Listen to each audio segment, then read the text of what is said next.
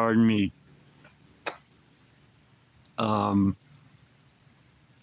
21 of my Vice City playthrough. So I just got back from Wally World not too long ago. Here I am. But before I play the game, I'm gonna smoke this doobie. Then I think I will eat the donut. Then smoke the cigarette. Then I'll go inside and get cracking at Vice City. So I'll be drinking my wonderful Grape Crush Sody Pop here. No caffeine. What's up, the wise? You're in at the ground floor today, huh? On this stream. Doobage time.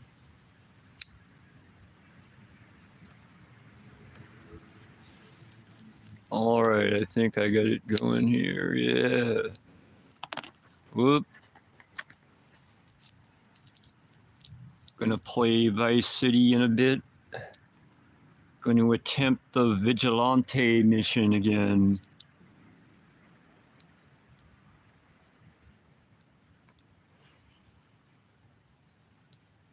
Hopefully I will have some success.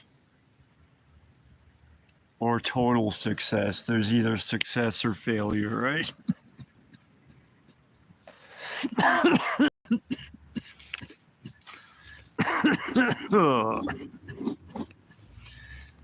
Okay, let's rearrange things a bit here. I gotta kick back a little before I get to sitting inside, right?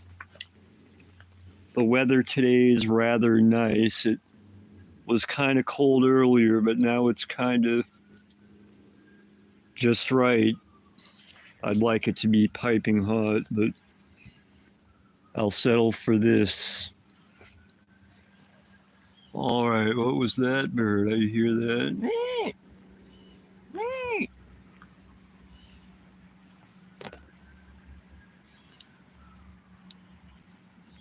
Yummy, yummy donut time soon. It's what, 1 something, 118. I guess that'll serve as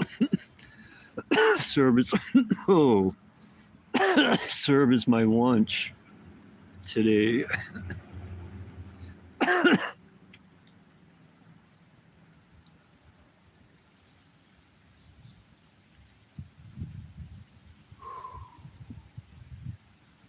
Vigilante mission, oh yeah. After that, I will have to do the paramedic missions. I think there's 2 unique jumps I can do. And that might be it. Then it might be time to actually start the storyline missions and such.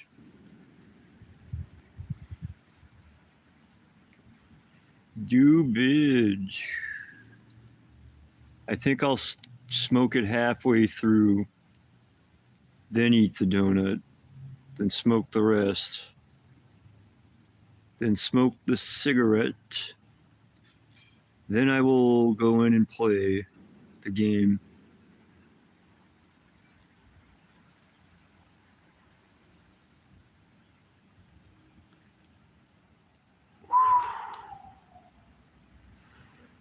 Shooby dooby dooby doo wop wop. It's a powdered donut. Chocolate powdered. Put out by a company called Country Kitchen. I don't know if they're nationwide or not. There's not a very, yeah, it's kind of small, right? This, yeah.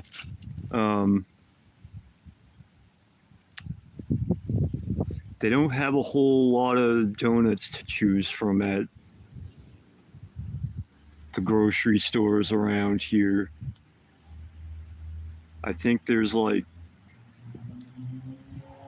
maybe 4 brands, and one of them's those little Hostess donuts. I don't know if those even count. They're pretty sludgy.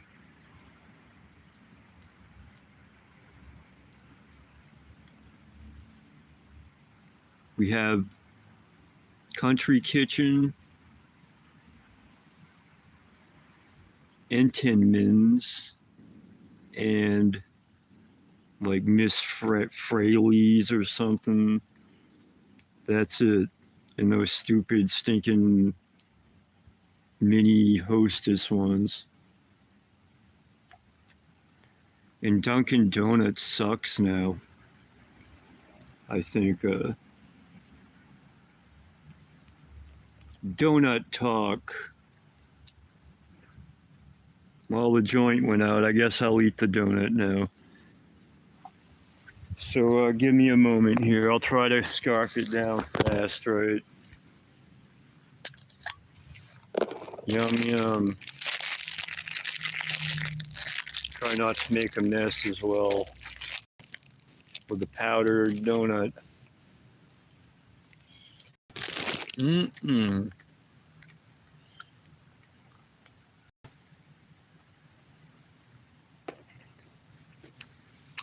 Oh. Mm-mm-mm.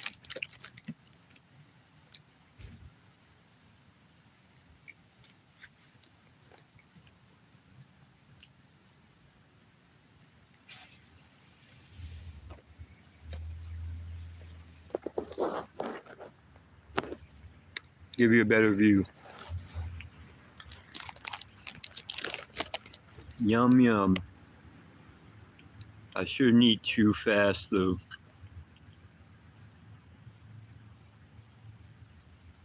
Mm-hmm. I should make. Wait, hold on.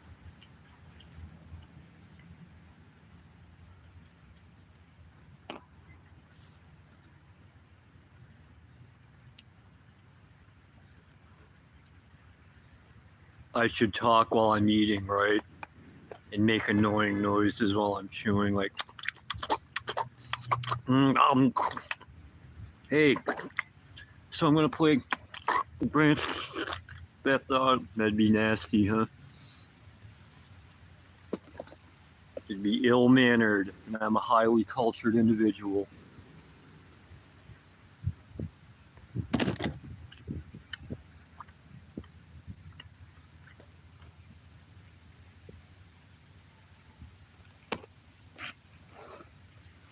Mm-mm. Donuts. La la la la la.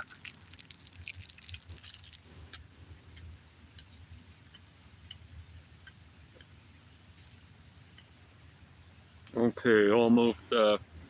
Mm, mm.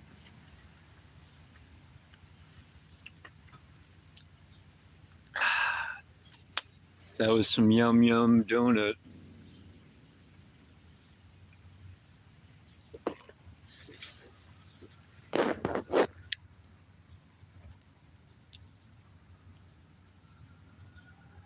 Yeah.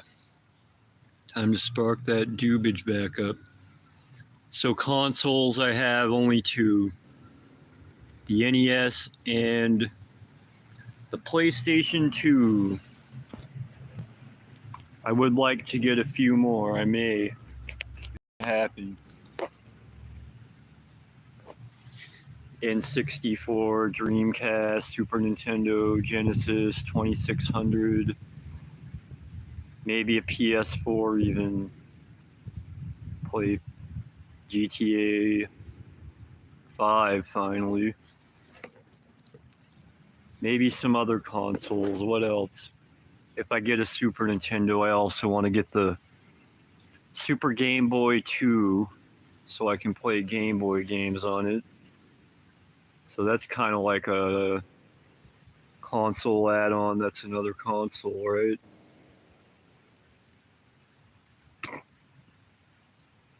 Maybe an Atari 7800. What did I have back in the day? I'll start with the earliest. Oh, why won't that work anymore? You stinking smellophone. The rock won't hold it up. Kind of rock proper are you? So the first one I had was a 2600, then an NES, then a Game Boy, then a Super Nintendo, then a PlayStation, then an N64,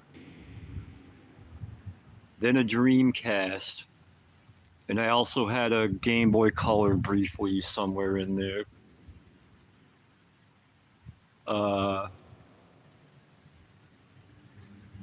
So that's like up until the 90s, right? The end of the 90s.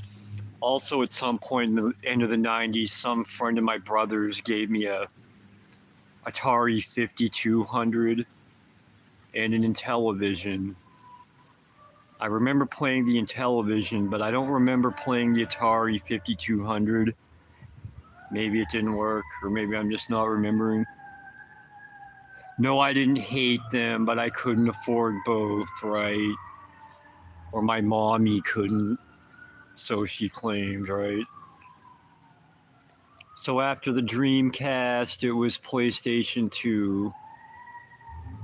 And that's the last modern console I owned. Other than that was where it stops. Other than a 360, which I didn't own. I owned it for like a week or two and some loser stole it, right? Yeah. But I also, at one point, I also owned a Genesis after the fact in the late 90s, a Genesis. I think those are all.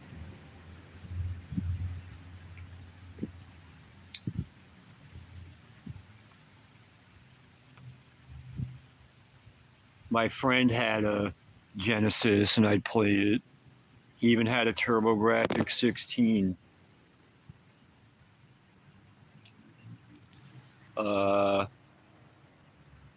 Yeah, I never owned any of the weirdo consoles, I guess, right? No Jaguars or 3DOs. I'd like to get a Jaguar and a 3DO, but they're a little out of my price range, I think.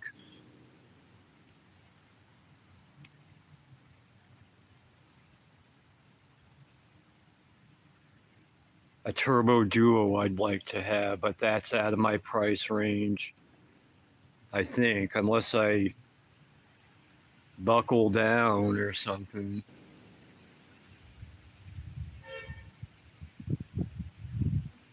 Buy one of those and not get much else, and some games and not much else for a while, right? For that spending spree, for that spending period. Oh.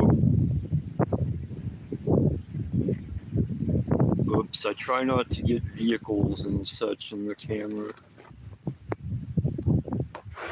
Don't want people's,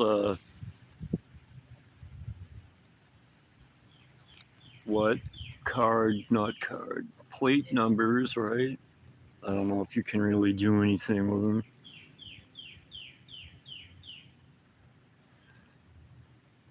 Woohoo!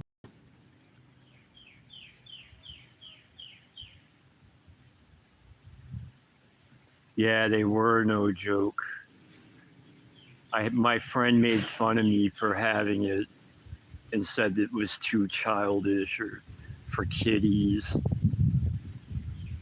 And it, like, whatever. Like I said, I didn't hate the Genesis or anything. I would have liked to have had both. I would have liked to have a Sega Master System.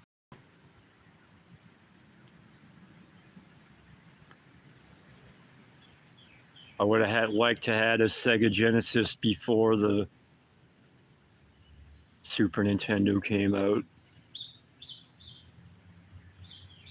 But it was too expensive to have both, and I was actually pretty happy with like the Genesis from like say when it came out over here in '89 to '90, early '91.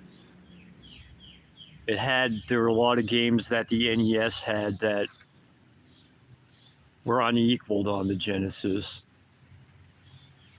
right? I don't think the Genesis still doesn't have anything that's quite like, well, maybe after Sonic, but there was no Mario 3,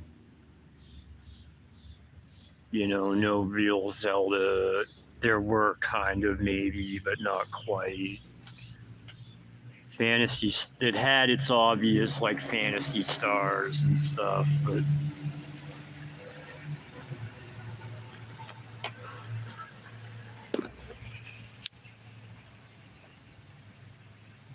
I almost wonder if Nintendo could have kept going a little longer with the NES and released the SNES a little later.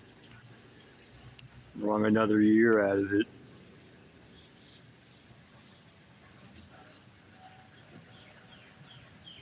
Yeah, obviously, like, it secretly looked good. Yeah, they both have their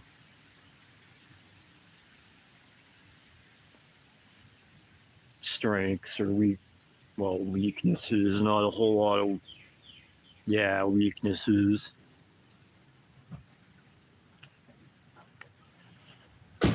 And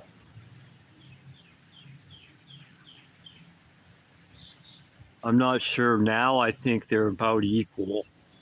I might even prefer the Genesis in some regards.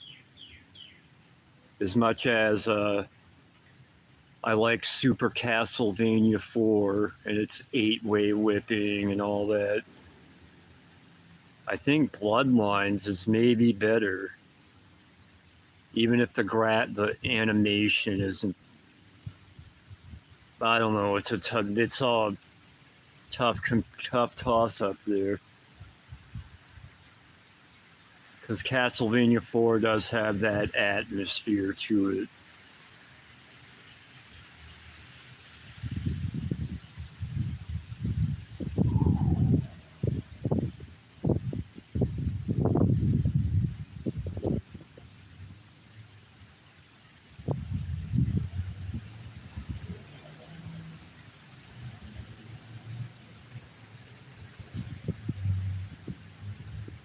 Feels like there's pull that little tiny bit out of it there. Smoke better.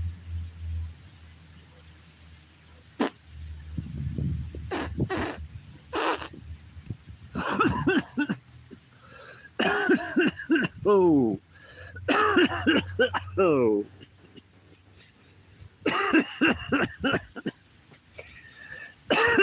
Oh.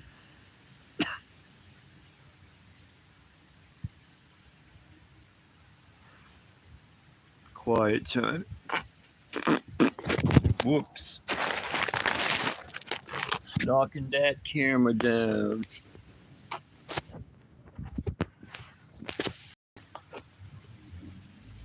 Like in the first few years, the NES handled itself quite well against the Genesis, didn't it?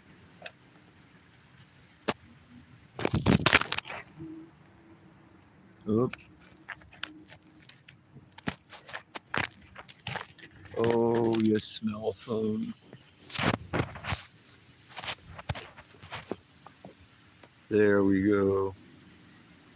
Ta-da. I'm actually gonna stub this doobie out. Let's smoke it later. Maybe have a smoke break if this video goes on long enough. I've already played, streamed this morning, and I think I played the game for a couple of hours.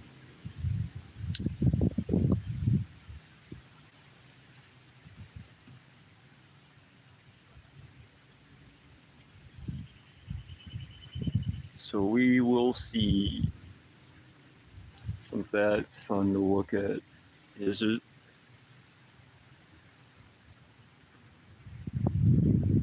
Now it's getting colder. It's warm, it's cold. It seems like it's in that temperature range where 10 or 15 degrees makes a rather large difference between hot and cold, or a noticeable difference. Maybe I'm being a baby. Goo goo gaga. Wah, wah, it's cold. Me want it to be warm. Wah. Let's get rid of the rock. That's what I've been using to prop the camera. A good old rock. Billions of years old, isn't it? Probably, right? Is that what rocks are all about? Oh, whatever. It'll dry off. Kicking it.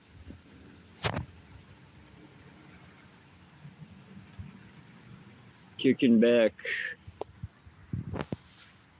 Oh, my pizza socks. Yeah, they're, guess where they came from? The Dollar Tree. I've had these for a few years now. Who knows, 4, 5. Time sure is rolling on.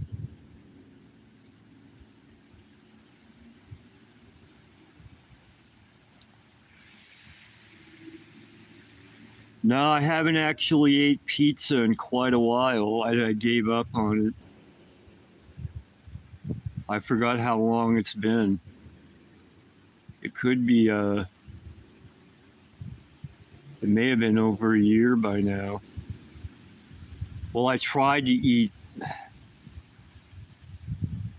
a frozen, microwave one like about 2 or 3 months ago, maybe. And I got a Celeste, and it was so gross. I didn't even, when it was done, I looked at it, and I think I put it in my mouth and tasted it and didn't even take a bite or something, tossed it. And the next day, I got a DiGiorno microwave pizza. That one was slightly better, but I still only ate like not even a couple of bites, right? And that was me trying to get back into pizza. I might try again sometime. If I do, it'll be some local pizza place, not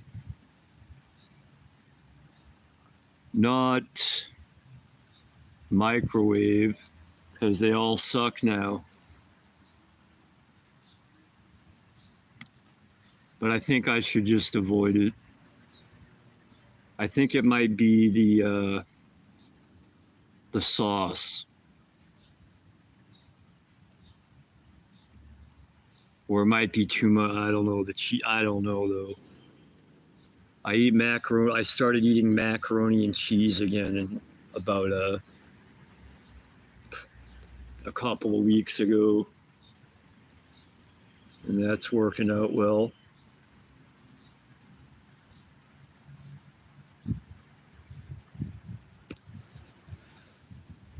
Oops. I may have missed something. My hand was covering the Message. Oh, I answered your question and I didn't even see it. What did I have yesterday though? Macaroni and cheese. I forgot what I replaced it with in the meat. Like, well, chicken noodle soup was the replacement. I think. I can't. Yeah, it's been. I forgot what I ate most of last year because I didn't start eating the chicken noodle again, which also broke my long streak of not eating meat, which I'm not entirely thrilled about, but I guess I don't care that much because I'm eating it. But I didn't start eating that again until like late December or even January. So I don't remember what my main meals were last year. It's like a blank in my brain.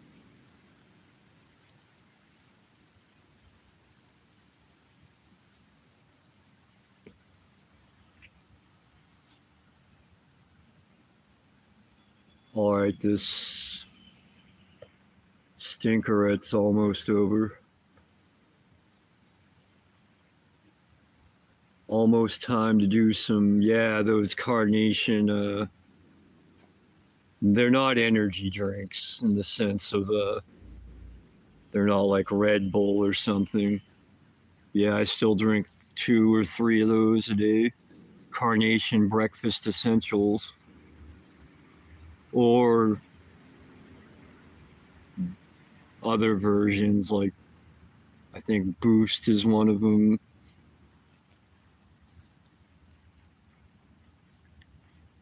Try to drink water.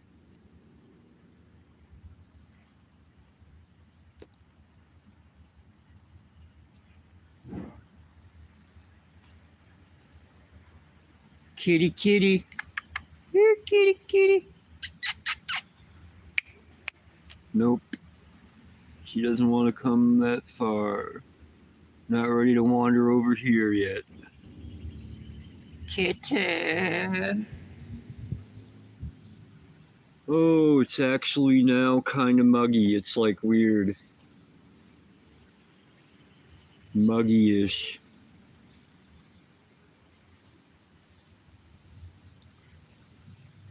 At least verging on muggy. Oh, I wonder if I can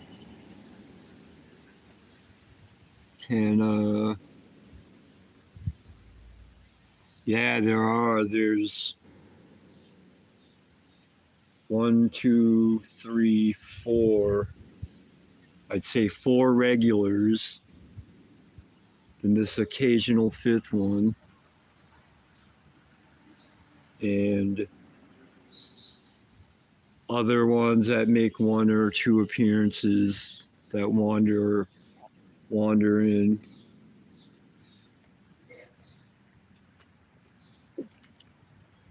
Kitties. Kitties. So I didn't drink as much as my Crush grape caffeine-free beverage made with cane sugar in a swank glass bottle. I don't even feel like drinking it. I think I'm going to try to recap it. And I'll hope it, hold on here. Yeah. Hopefully that'll maintain its fizz or something. I usually don't finish my soda, or often don't. It's usually down to here, around this range. So I guess I'll save it for later. I actually drank 2 sodas today. Soda, another thing I hadn't consumed in a while. Hold on here.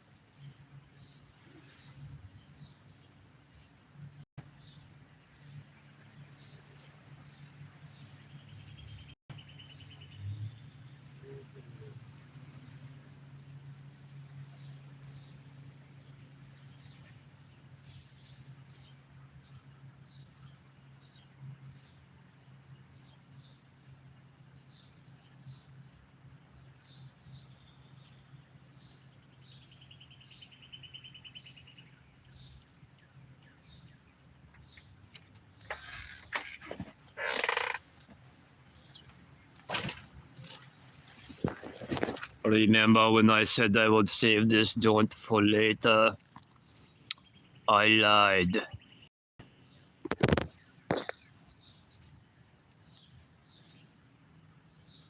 To paraphrase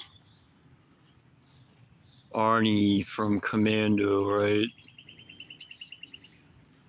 I decided to grab the old roach clip and polish this doobage off before I get to the vigilante missions. This intro beginning part isn't long enough, right?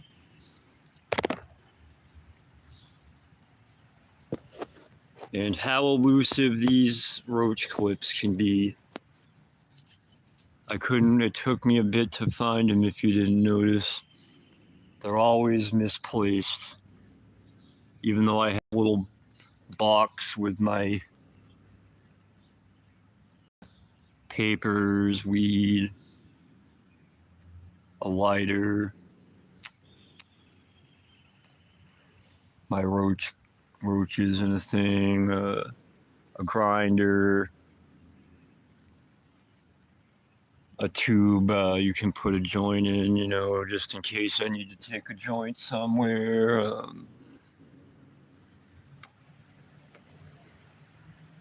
What else?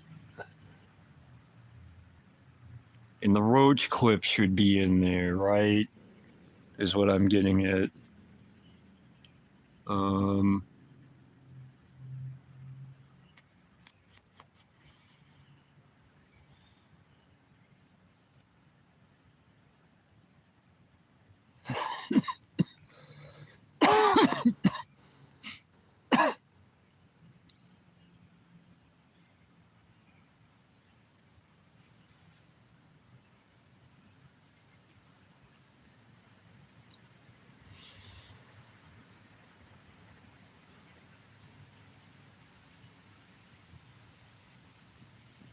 Trying to I just spaced right out.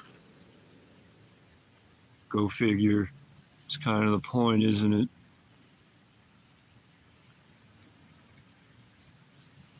How long has it been? Only 33 minutes?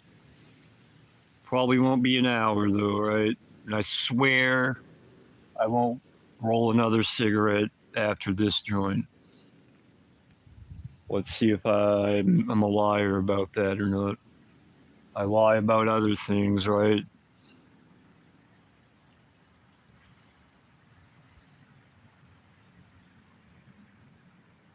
Crush soda. Oh, I actually branched my soda out a little. So I've been mainly only drinking Crush Grape and Dr. Pepper. I think it's strawberry. Yeah, strawberry or something, right?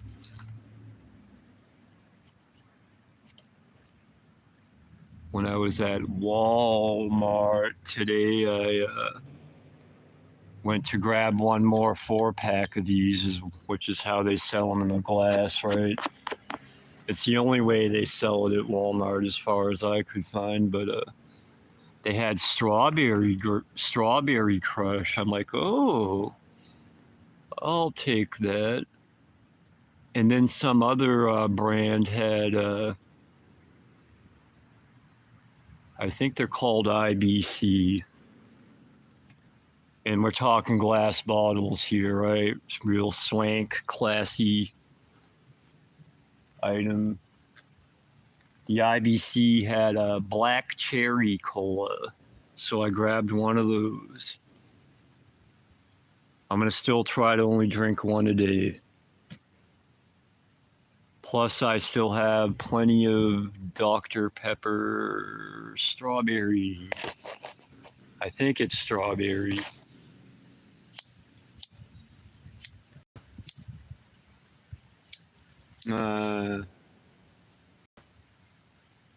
Spark it back up.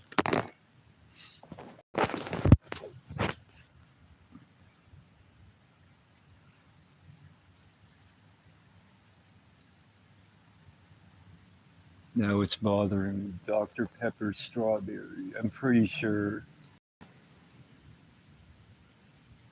Pretty show enough.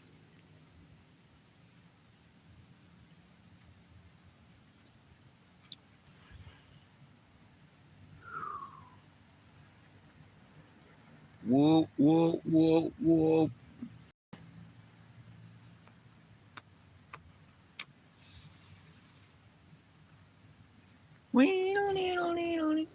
Oh, I should have fixed that. Oh, that Motley Crue tape today. I want to listen to it.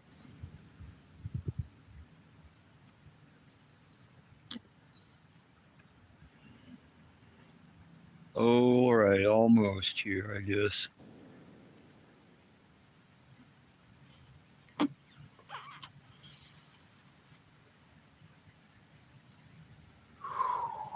Woo!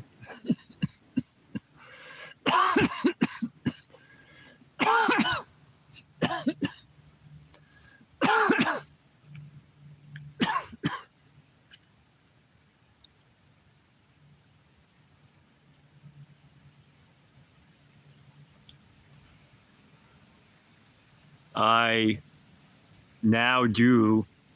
I just bought two earlier this month, received them yesterday.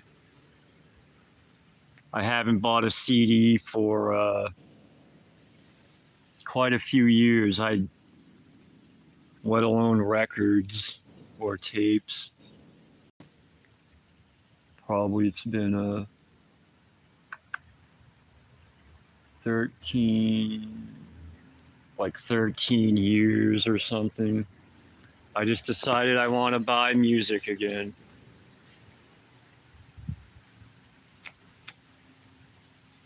I can't wait to buy some more. When I get some more money, I might buy some not ignorant in price, not ignorant music, right? I'm not going to go buying Screwdriver records, right? Or whatever. Resistance record stuff, that nasty garbage.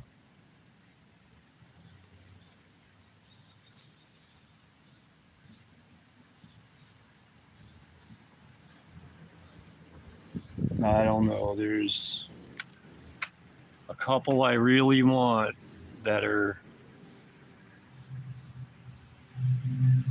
in the hundred. Well, there's a lot that I want that are out of price range, right? But there's a couple I think I might end up paying $100 for because I think it'd be worth it.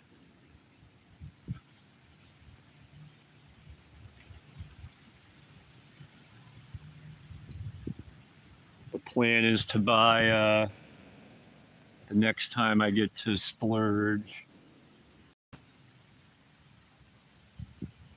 I think I'm going to buy one very expensive, about $100 record, and spend $100 on cheaper stuff, like way cheaper, hopefully.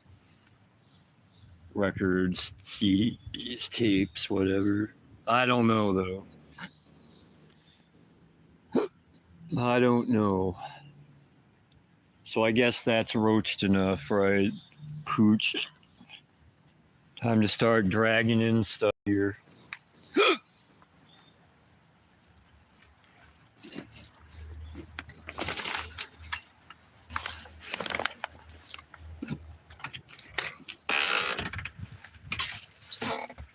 I'd say most of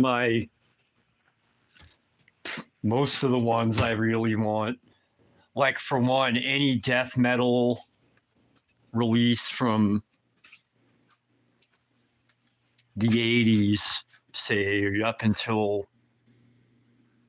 well, we'll go with the years I'm interested in. My cutout, like, not that there's not good stuff past these years, but to me it kind of starts to get repetitive, but death metal from say 91, 92, 93 up to then, if you want the original pressings, CD, vinyl, or tape, expect to pay lots, especially vinyl. You're $100 or more if you're lucky, right? There's some tapes that are affordable, but even those are pretty expensive for whatever.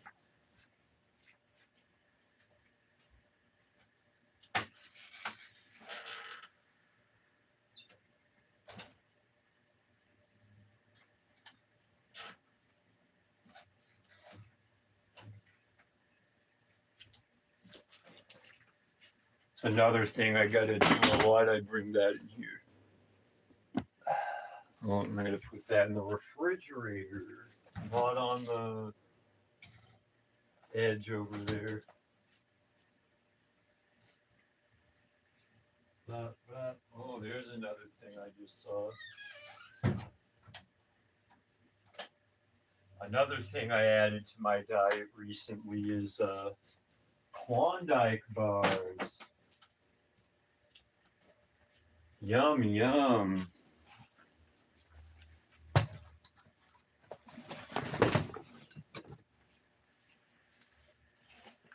So it's a donut a day, a Klondike bar a day. Not always a Klondike bar. Sometimes 2 donuts or whatever, or 2 Klondike bars. A soda. And macaroni and cheese and some carnation whatever drinks, and sometimes chicken noodle soup. Exciting, huh? Occasionally some hot chocolate. I forgot about it. I forget it's there sometimes. So that's my food update. Isn't that exciting? Now I gotta plug the smellophone in to make sure it charges up and stuff. Is it in there the right? No, it's not charging.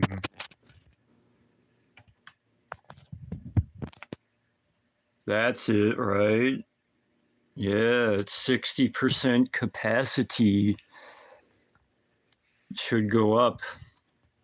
Onward and upward. Both. All right, so what's the plan here? Turn everything on. Oh, let's see what the stinking radio talkers are talking about before I decide on some tunes.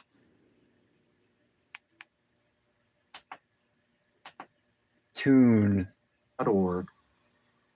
On the next Fresh Air, Dan Taberski, creator of the podcast, probably going to repeat already. 912 and Hysterical, which recently won an All right, vigilante time. Hopefully I pull off this mission. At the intersection of obsession, mystery, and culture.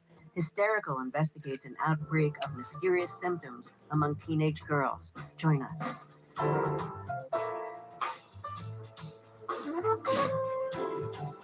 And you can listen in to Fresh Air. That's this evening at 7, right here on Maine Public Radio.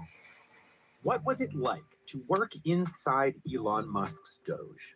Hopefully we didn't break anything, hopefully it would look like we were breaking stuff, but hopefully we didn't. This week on Planet Money, former Doge staffer tells us what he learned. And on How I Built This, time to play the game. It's all about the game. This is how you play it. That's coming up on Planet Money and How I Built This. Listen in this evening at 10, right here on Maine Public Radio.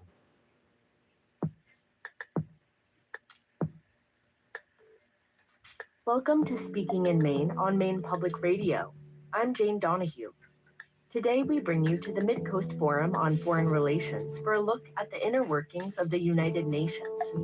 Jeffrey Feltman, a former diplomat and visiting fellow in international diplomacy at the Brookings Institute, tells us what he learned during his time working closely with the UN Secretary General. Loading it up, his perspective on the vital role the UN plays in safeguarding international order. This talk was recorded live on June 2nd, 2025, and was moderated by Mid-Coast Forum Board President George Look. We begin with an introduction by George Look. Ambassador Jeffrey Well, D. this sounds Feldman like a is the John fascinating C. topic, Whitehead doesn't it? Visiting Fellow in International Diplomacy in the Foreign Policy Program at the Brookings Institution. Prior to this position, he served in the UN Secretariat as the United Nations Under-Secretary General for Political Affairs. As head of the United Nations Department of Political Affairs, he oversaw the UN's diplomatic efforts to prevent and mitigate conflict around the globe. Before joining the United Nations, Ambassador Feldman served as a Foreign Service Officer. Off to the And his last police posting, he was the U.S. Assistant station. Secretary of State for Near Eastern Affairs with the rank of And Career to get Minister. He was the United armor. States Ambassador to Lebanon Pow. from 2004 to 2008. Before becoming Ambassador to Lebanon, he worked in diplomatic positions in Iraq and Israel. He joined the U.S. Foreign Service in 1986, serving his first tour in Haiti. So he's really been around the world in a lot of places. He spent much of his career dealing with Eastern Europe and the Near East. Ambassador Feldman speaks Arabic, French, and Hungarian, and he also speaks English. I can confirm that for you. He received his undergraduate degree in History and Fine Arts from Ball State University in Indiana, and his master's degree in law and Time to diplomacy do the from the Fletcher School of mission, the Law and Diplomacy at vigilante Tufts University. mission. Jeff, welcome to the Mid-Coast Forum. Thank you. Where are you, copper you. shop? Thank you very much.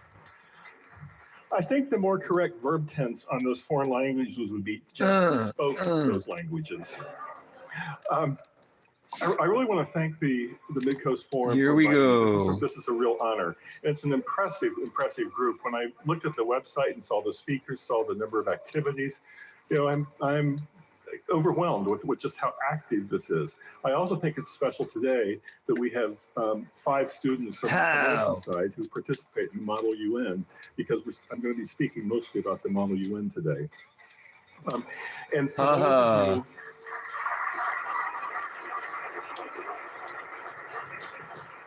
you, I'm already smoking, or is that and the Mid-Coast whatever? region of Maine more generally Whatever. needs to prepare to make room for yet more exiles and deportees from Washington. Given how beautiful it is, Pow, take that, treatment loser. is still underway in Washington. I'd like to start today by taking us back to a rainy day in mid-December 1971. People were gathered at the Pierre Hotel for a farewell luncheon for Outhant. Outhant was the outgoing Secretary General about to end his tenure. And on the dais with Outhant at this farewell tribute luncheon were Governor Nelson Rockefeller, Senator Frank Church, Pete Seeger, Jacques Cousteau, Arthur Goldberg, and get this, John Lennon and Yoko Ono.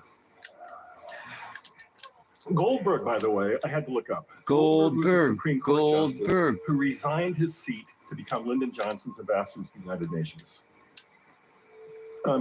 There were 600 guests, including diplomats, activists, business titans, elected officials, diplomats, etc. Joan Baez sent a written tribute. Oscar Hammerstein's widow, Dorothy, Jackie Onassis, Walter Lippmann, various Rockefellers, the Woolworth Corporation, and others funded the luncheon. Yes, there were speeches. Seeger also where's this guy here? After which, John Lennon asked to borrow his guitar. And it was the first public performance in the United States of Imagine 2 months after it had been released in the UK. And I have to thank Mendieu, who's the grandson of Outhant, for sharing his recollections and research into the lunch for those details. Now, the term of the current Secretary General, Antonio Guterres, ends on December 31st, 2026, a year and a half from now. And I think we can safely assume that his farewell will be more subdued. And this reflects not only his lackluster tenure, to be honest, as Secretary General, I'll get to that, but also the precipitous decline more generally of the UN stock. And I think we can assume that none of today's Supreme Court justices yearn to trade lifetime tenure to become President Trump's ambassador to the United Nations. You know, but I it doesn't need a really new matter if the United States car. doesn't sing farewell to Guterres. I'm gonna have to get What one should concern us soon. more is Take that the one. UN no longer captures our imagination as a primary address for peacemaking. And this too is different from the past. Oh, And to take one example, the most dramatic example, it's largely overlooked in the history books in this country now. Kennedy and Khrushchev where are you? turned to UFAT and the UN to play leading roles in resolving the Cuban Missile Crisis, which of course is the closest we've ever come to nuclear Armageddon. So I'd like to touch today on two themes. Where are you? Still up around? System, Down and around? United Nations. Oh, I'm lacking a tire. The re-election of Donald Trump, but Trump seems inclined to deconstruct the global order that, you know, however imperfect it is, has contributed to the fact that for 80 years we haven't had another world war. And then second, did I blow the tire out? Response to this crisis be? Because defending a tired status quo, it's not going to inspire. Yes, I did. And we should. Whether institutions. I guess I'll use it anyway. Remain relevant in a world of dramatically different political, economical, technological, environmental, and demographic realities. But so far, through I would describe as roughly three eras: the Cold War, the post-Cold I just made him go in a different direction. Sort of a unipolar moment, and then the emerging great power competition and multipolarity that we have now. Through those three eras, the institutions and alliances that were developed after World War II have survived and evolved. NATO celebrated its 75th birthday. Oh, and there's another one. The UN Charter was signed in San Francisco. I'm gonna fail. This month. The Schuman Plan that created the momentum for European integration and led to the European Union was tabled 75 years ago. These institutions where are all the police? And others have endured. Where are they? Come on. Oh, really? What we've known as the global order. Oh, some bad dudes are shooting at me. And it's an existential threat coming from many different directions. I'm going to concentrate mostly on the American side. The Trump administration does not see value in our traditional role. It's what I call more or less a benevolent hegemon, but leans instead towards great power predatory policies. And this is not an erosion. Oh, come on. It's a revision of what a joke. America's place in the globe. And I've heard from administrating insiders that even the word multilateralism has joined diversity as being unacceptably woke. Oh. And let me be clear, my defense today of the multilateral system is not really a romantic notion about the UN or about multilateralism. For 6 years, I was the highest ranking UN inside the UN Secretariat. So I saw the institution from the inside, and I don't have any romance about it. I was telling the board members last night at the not happening that Mika and Todd kindly hosted that working for the UN taught me how nimble and flexible the UN woohoo, yeah, whoa. And for the other graduates of the state here, I think you will understand what that means. I might as well give up on this one. I don't know. I was accused by a White House staffer as being part of a 23 seconds. Failed globalists. And so perhaps it's predictable since I'm a but I do believe that the multilateral system that we inherited has overall been a force multiplier for U.S. interests, which is not surprising, since the United States shaped the overlapping institutions, alliances, and treaties that make up the global order, and we baked our interests and our values into the system. And the multilateral system has expanded greatly, particularly since the end of the Cold War, but the United States has been the primary architect. No garage at this one, huh? And I believe the primary beneficiary. Now, of course, we've not always followed the I'm alive, but I failed. There's an underlying paradox that the United States has always been ambivalent about the international order that we, more than any other country, created and led.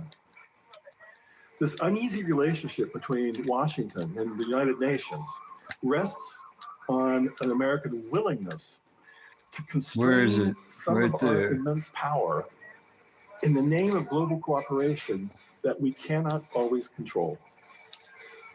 And there's frequently Get out, get out. between what we claim to be. Oh, come on. Time to load it back up. I wanted to make it home, but oh well. That was pretty lame. And like many of you here today, my career largely overlapped with that post-Cold period, the unipolar moment when Russia was focused internally and China yet asserted. Try again. A time when the United States could largely set the international agenda unchallenged. When the U.S. encouraged the UN to help end wars in Central America, in Asia, in Africa, and elsewhere. And perhaps without even realizing it, we came to assume that this was the natural, permanent state of affairs, that the United States would unilaterally set the agenda for the world indefinitely. Now, the rest of the world had different ideas. And then entered Donald Trump, suspicious of the entire global order. And that brings me to the first theme, that background brings me to the first theme of my talk, the crisis in the United Nations, the multilateral system. Now, if you ask any United Nations, you will find consensus that the system motorcycle, oh yeah. Even if Trump is lighting a match to burn down the entire global architecture, everyone also acknowledges that the crisis predates his reelection. But you're not going to find consensus on what wrong way always. When did the crisis start? Was it George Bush's decision to invade Iraq without Security Council authorization? Vladimir Putin's attempts to steal the territory of fellow UN member states by force? All right, try again. Oh boy. Response, persistent failure to address the climate. Yeah, take care. Sorry I missed you, but saying that, have a good one, the wise. In conflict resolution from Gaza to Sudan to Ukraine to Myanmar and beyond. The UN's financial crisis. The contrast between the challenges that require a global response and national policies that stoke division. It's a long list of what this crisis could be.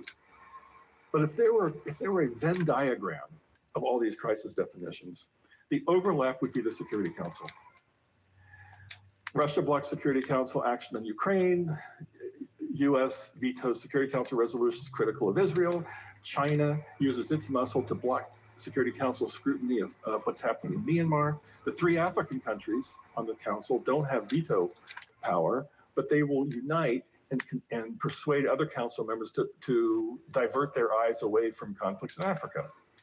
So in other words, individual members of the Security Council who have the responsibility for the maintenance of international peace and security bestowed on them by the Charter are instead actively blocking action and preventing information from being shared in council settings.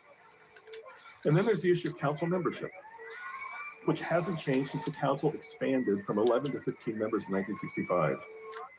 Now, no one's going to publicly object to the general idea of membership reform.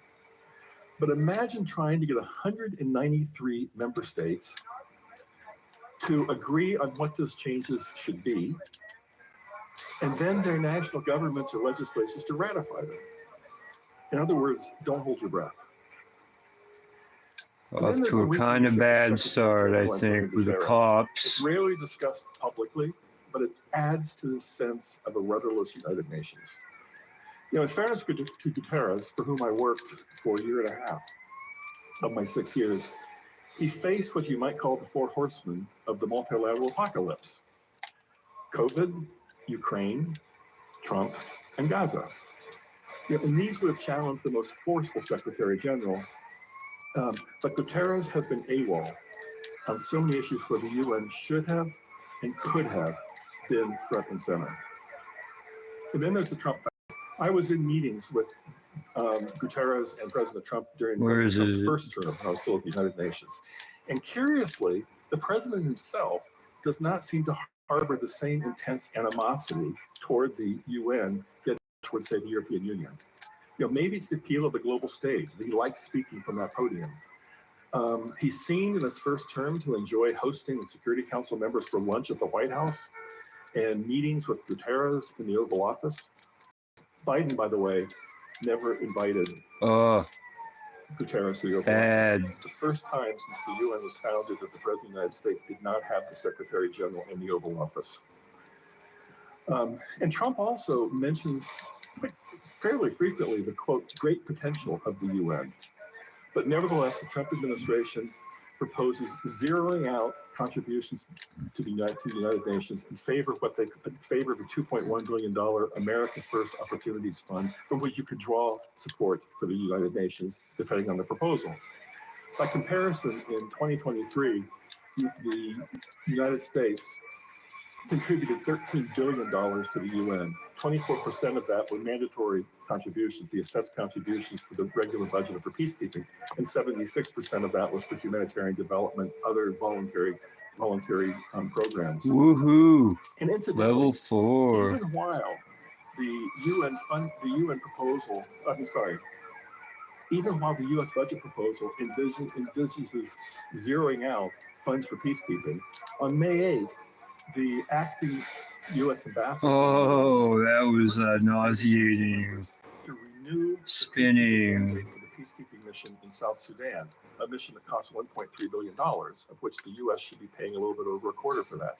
I mean, consistency is not always valued in any administration, but that's a particularly stark example. Zero out the peacekeeping budget while pushing for the mandate renewal for one of the peacekeeping missions.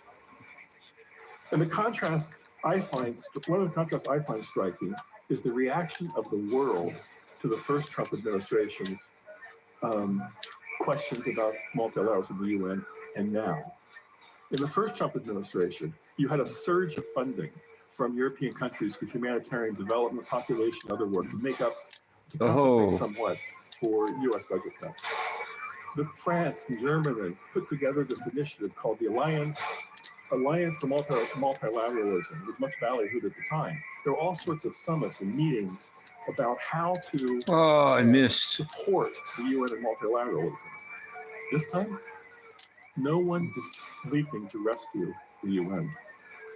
European countries are focused on increasing their own defense spending.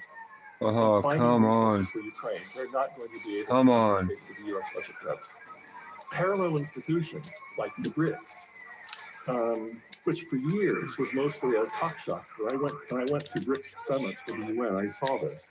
But they've now developed secretariats. They're becoming more institutionally effective. This will have to do.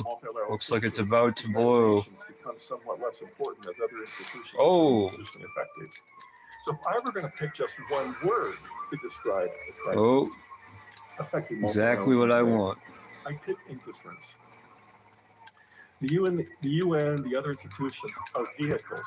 Of course. If countries do not use them, they lose their value. And that takes me to the second part of my talk. What our response should be. You know, this crisis that the UN's experiencing, combined with that indifference that I described, should prompt us to rethink what is essential about the United Nations, to identify what we can't afford to lose, what can't be done by coalitions of states elsewhere. And unexpectedly, I hey, give me that. Sympathetic to the Trump administration's admonishments that the UN should, quote, go back to basics. Hopefully this thing's fast enough. This is after a vast expansion. It probably won't last long anyway, right? Oh, it's got a wheel blown out. Yet I'm also convinced that my idea of going back to basics differs quite significantly from what the administration's use of going back to basics means. I think the Trump administration probably wants to drop any commitments for global health, development, climate mitigation. All right, I need a police car. This thing's don't always have to be done not up to snuff.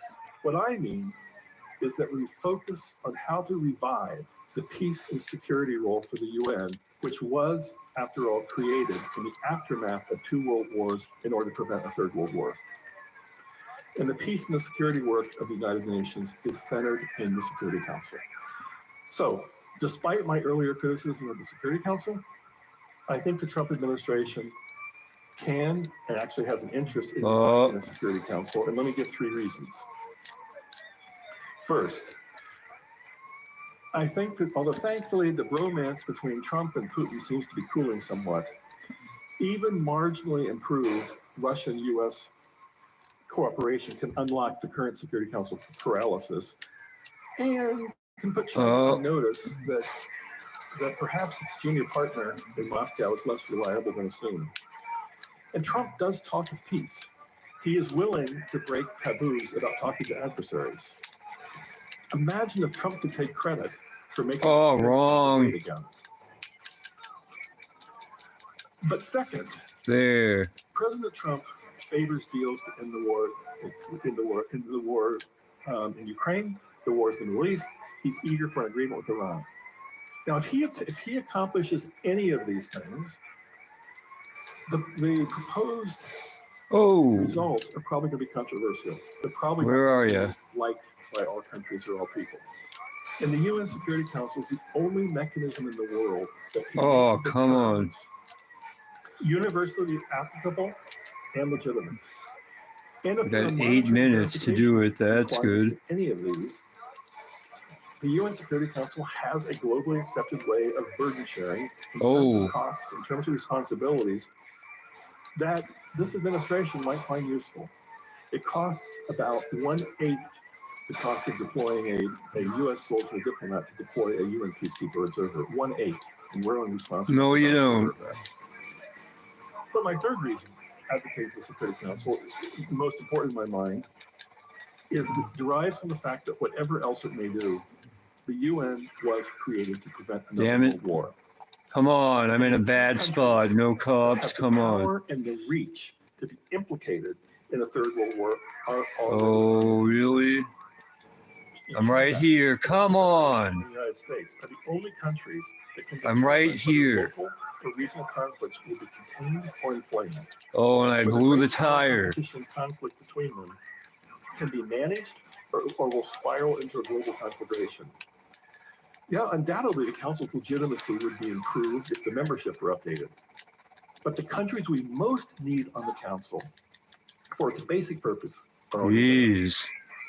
But unfortunately, they don't seem to be turning to the UN and the Council in the same way that the United States and the Soviet Union did. Tires, during the Cold War. right? Washington seemed to have lost their muscle memory. Yes, then this thing's too slow. On many of its official business. But unlike now, the two adversaries also used the UN and the Council as platforms to create off-ramps, to build guardrails, to develop and accept face-saving initiatives. You know, during the decolonization wave that swept over the globe during the Cold War, the UN became the tool that both sides used in preventing those awful proxy wars from metastasizing into global war. Of course, I mentioned the Cuban Missile Crisis as the most dramatic example. And think about tensions with China. In an atmosphere of trade wars, rhetorical bluster, close calls between the U.S. and the Chinese military in the Pacific, close calls that are inevitable, become more dangerous.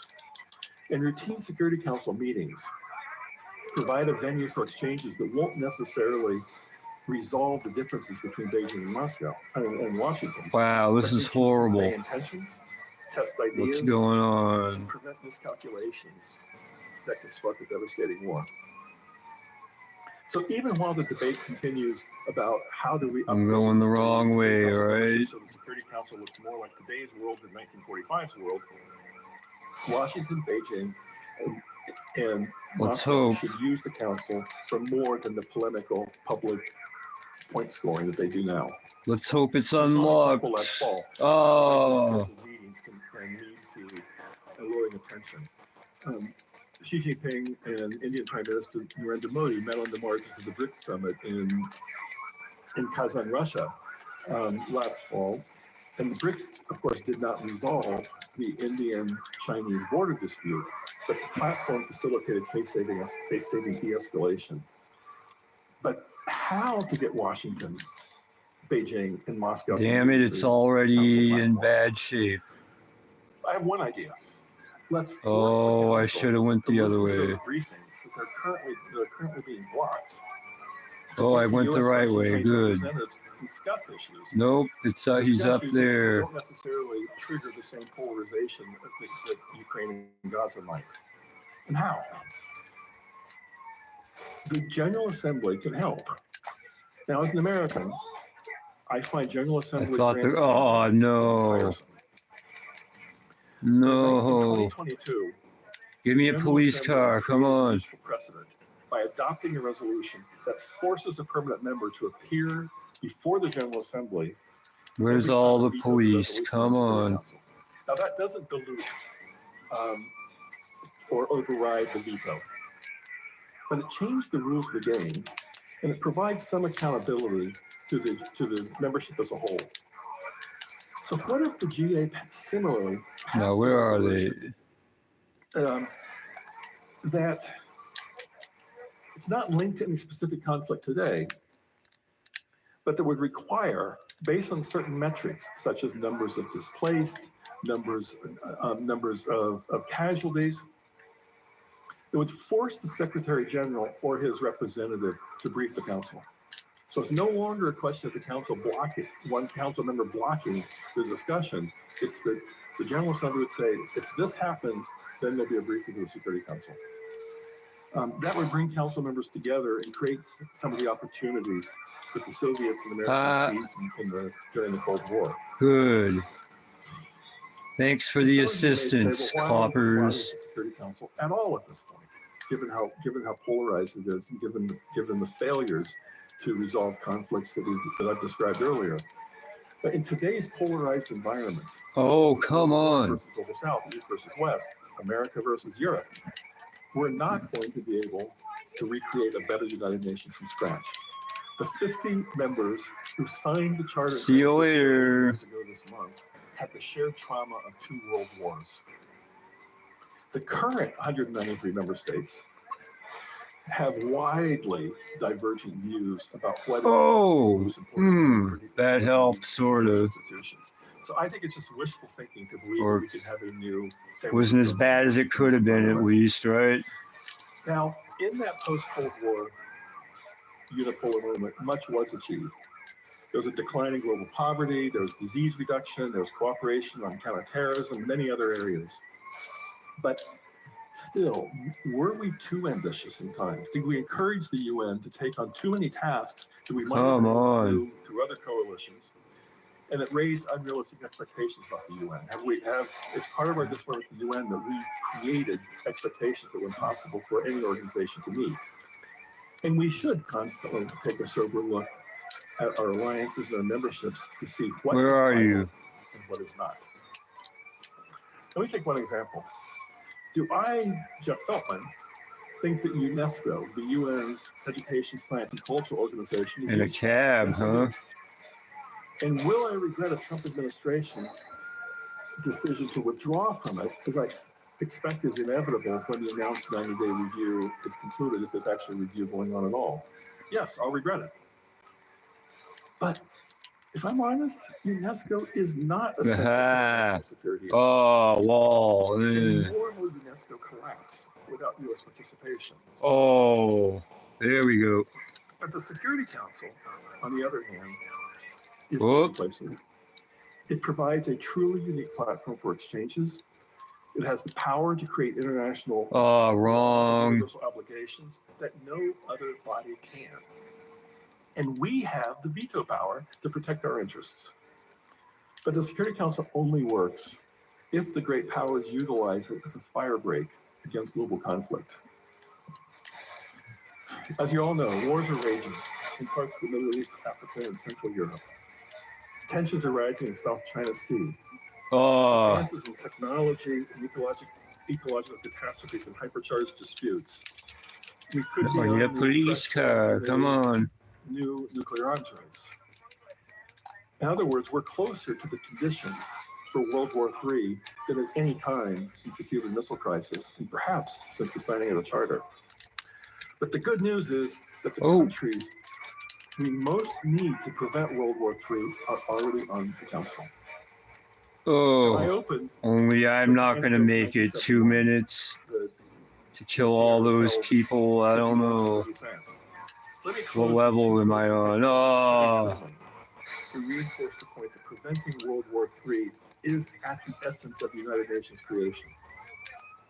In October 1946, at the opening session of the Second General Assembly, the first General Assembly was held in London. The Second General Assembly was the first one held in the United States at Flushing Meadow in New York, before the building of the UN headquarters.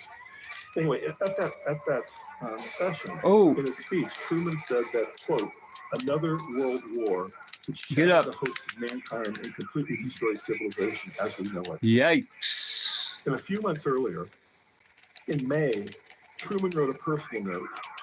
It's a note he wrote in the middle of the negotiations in San Francisco regarding the charter, regarding the UN charter. He said that he was deploying Harry Hopkins. Harry Hopkins was an envoy he had inherited from Franklin Roosevelt. He was deploying Harry Hopkins to Moscow, quote, Where are you? to make it clear to Uncle Joe Stalin that I know what I want, and I intend to get it about the UN. Peace for the world for at least... Whoa! Do a roll. That was 80 years ago. The UN's already 80 years old. We need to extend that timeline beyond 10 years. Thank you. I give up on this for now. I'm going to try again, right? You're listening to a talk by Jeffrey Feltman, recorded live at the Mid-Coast Forum on Foreign Relations on June 2nd, 2025. Next, we'll hear a Q&A with Jeffrey Feltman, led by George Look, board president of the Mid-Coast Forum board. Whoop, get in there. Come on. Thank you very much. Believe it or not, your conclusions are more optimistic than a lot of the conclusions we had here by our speakers. While we're collecting questions from people here today, I always take the opportunity Save to it. ask the first question. Oh, get some armor first. And the question Save of it how much closer to the emphasis this PD. administration might or might not give to the UN. Is there any significance to the fact we're 4.5 months into the administration and don't yet have a perm rep? And that the All right, enough rumors are that political multilateral stuff. organizations are going to be defunded almost entirely? What's interesting is there was no... C, is it in there still? I think. No, it says it's being ignorant.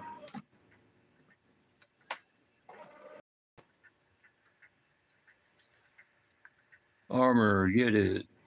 It's the thing to get to have. Don't lie to me. Why doesn't it like this CD?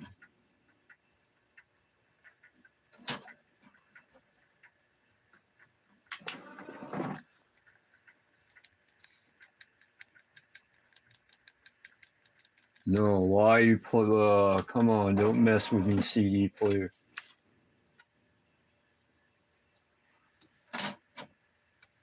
Try again, you stupid. Where am I here? I got distracted. Oh, come on, don't lie. Don't be a jerk. Play the CD. It's in there. Stop telling me no. Oh, it's saying no even faster now.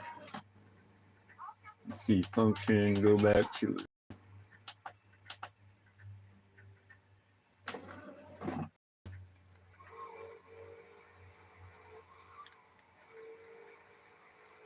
Oh, you're so ignorant. It was playing before. I haven't done anything to it. It looks a-okay. Come on. Blinky, blinky, that's, come on.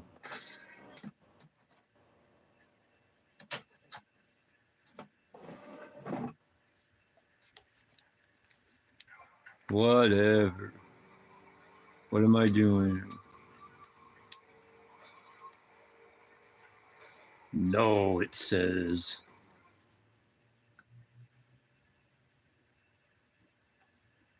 Play.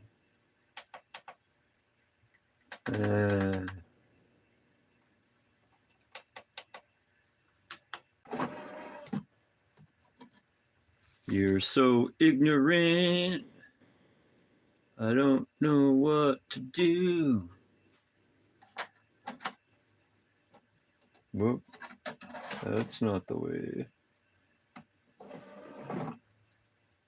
I'll keep trying. It'll come on. It's played before. Come on.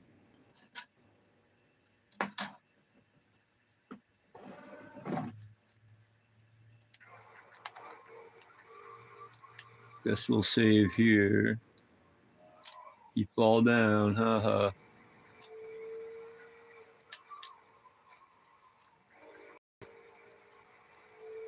If I can find the entrance.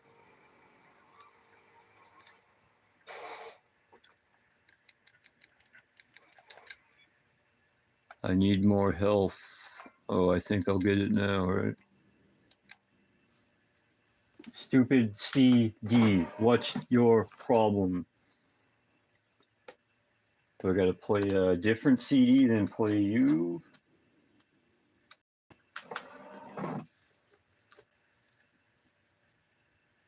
No.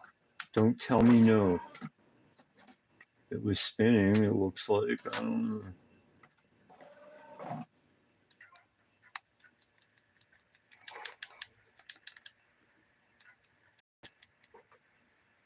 No.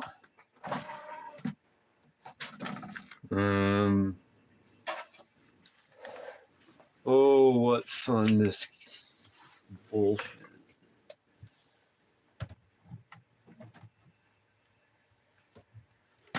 Hold on here.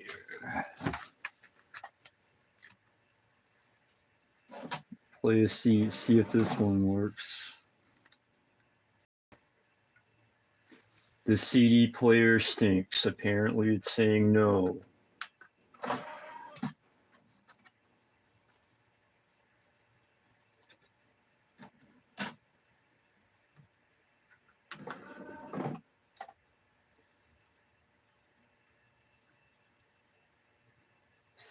CD, there, it's working.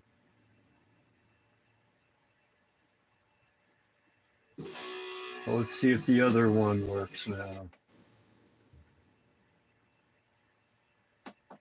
I said stop.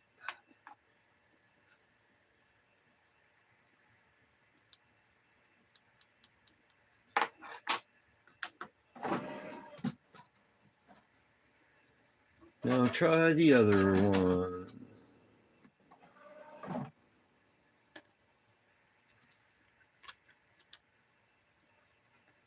Blink, blink, there it goes. Thank you.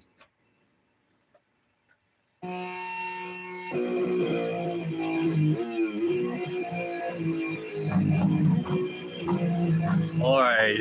Hello there, people. I'm about to start playing. Did I save it? I can't remember. I'll save it again.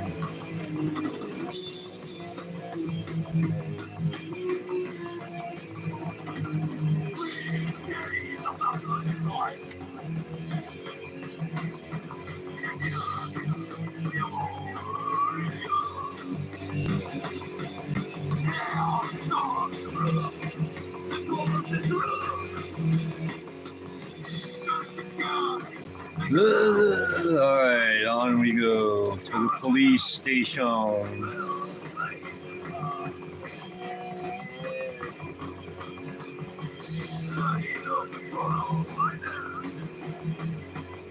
Wrong way, about here.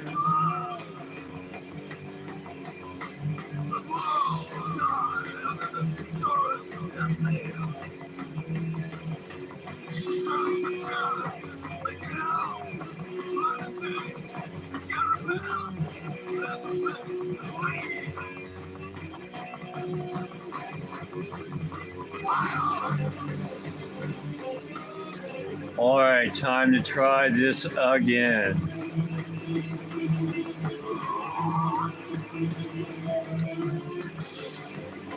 Where are ye?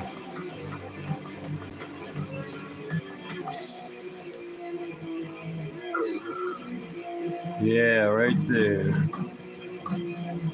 No, Oh,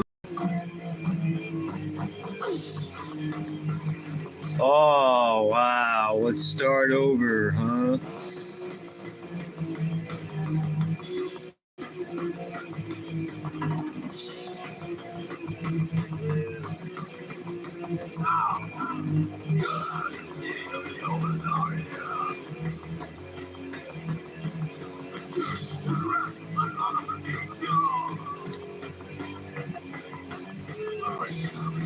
Whoop.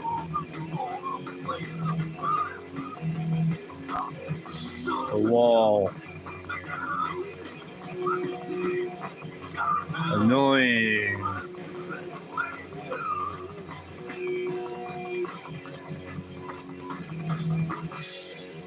Give me a card. Or what? Hey, I'll take it.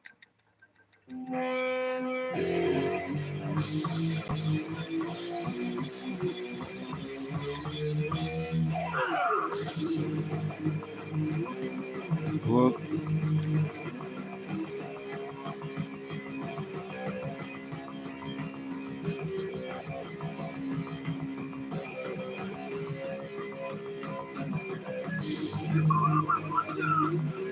I'll go use the other one then. Screw you.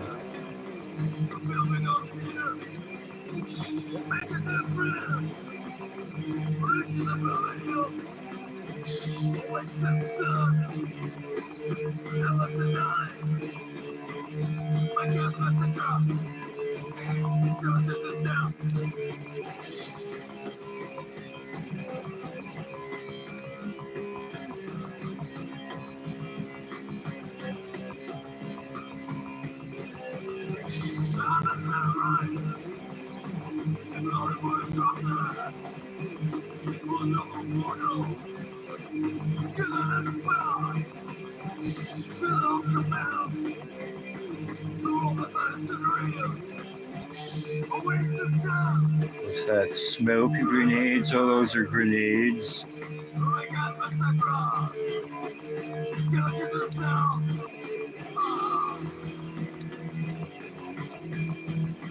Here we go. Wahoo.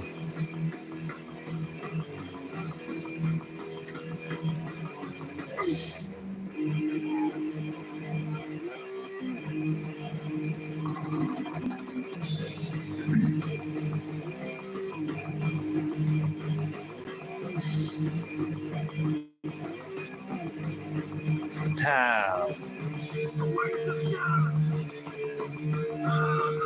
Take that.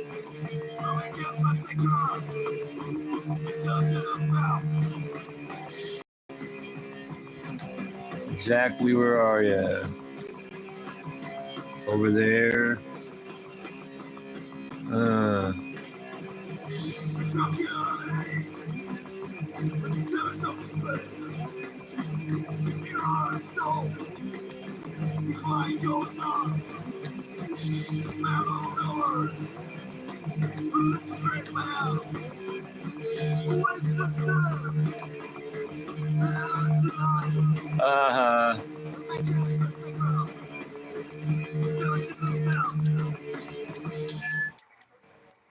Too easy that one was.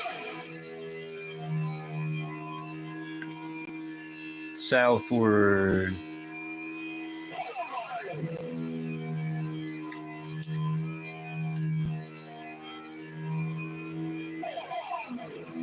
Which way? Up or down? Oh, I'm gonna skip this song.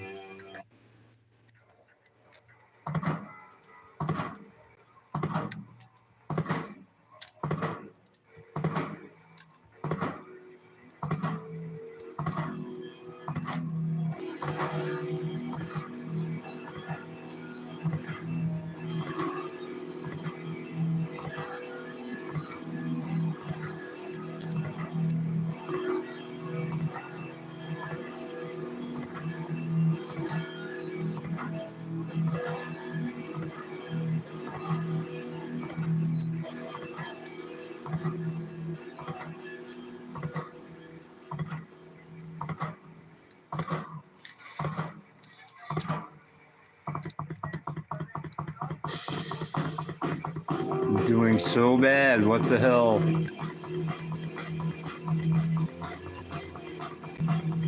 Oh,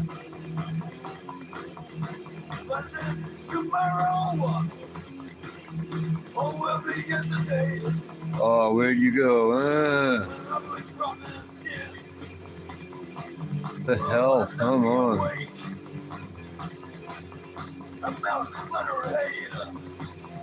Oh, he fooled me. Oh, not quite.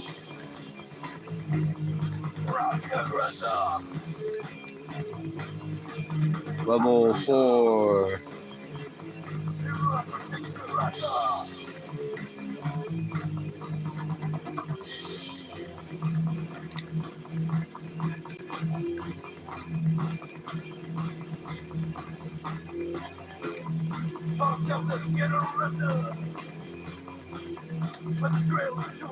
Where are you?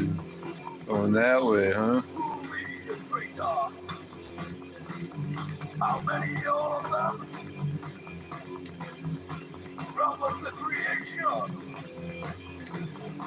Real religion. Aggressor.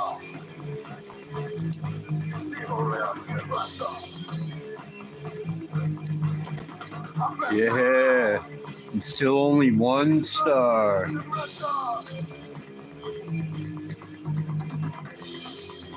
Oh, what way are they gonna go?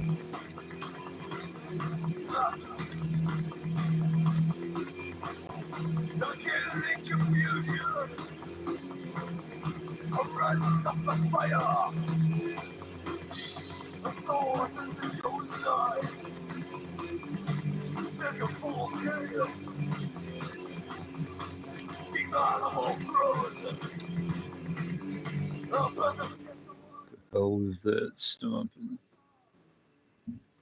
Oh, it's outside. Aggressor!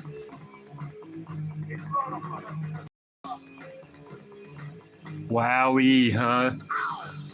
What were you wowing at there, jackass? Jackass. That's a good one. I like it. Ow!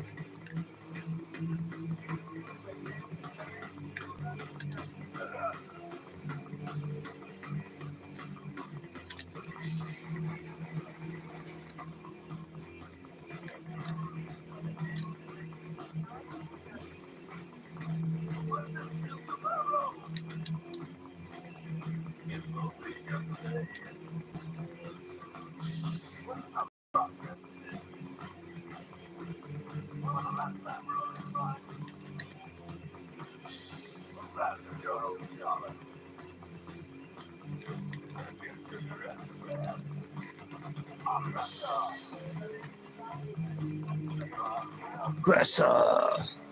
Oh, aggressor!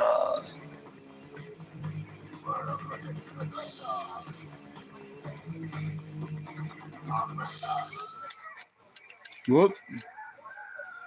Skaters must die.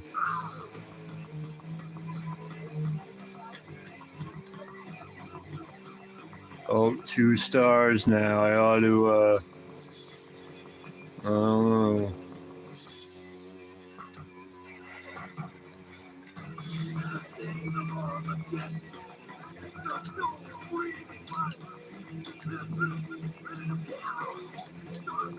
Yeah, got them all.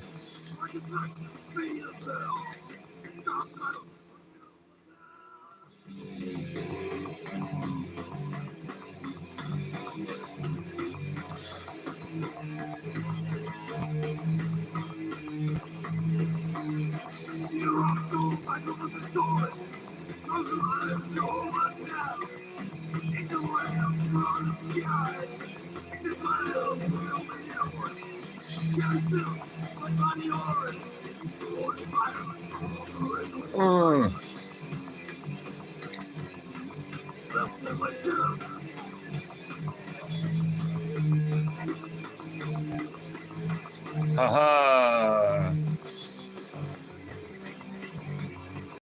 I ought to take a moment to, there it is.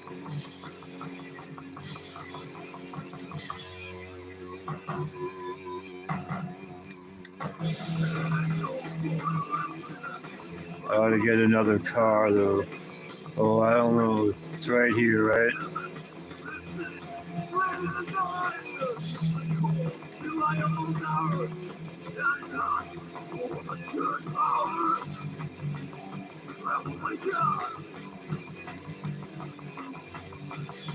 Oh, they gave me a star. Come on, get out of here.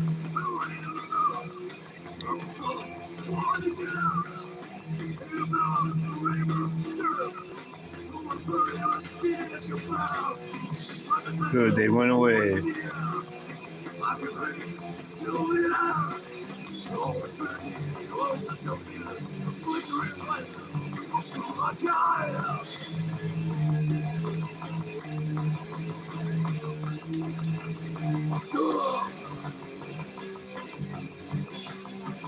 One star.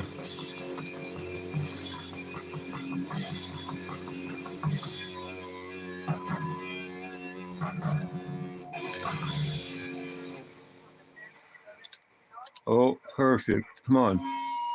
Oh, I lost that perfect moment. Oh, there it is.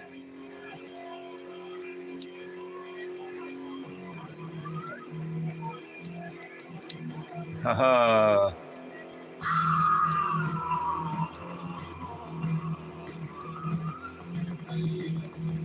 All right.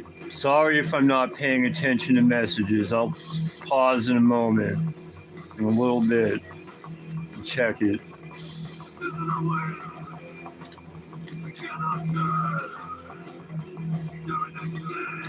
Uh.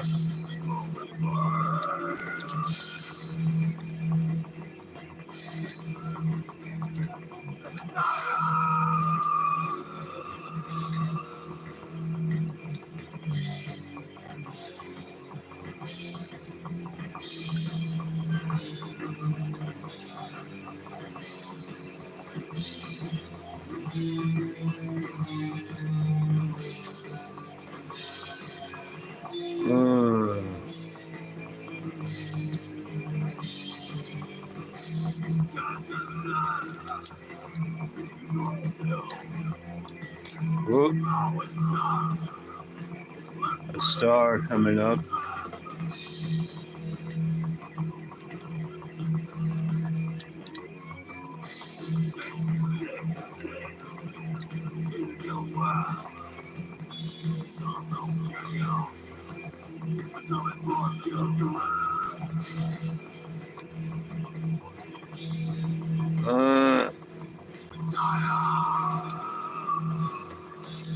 Come back.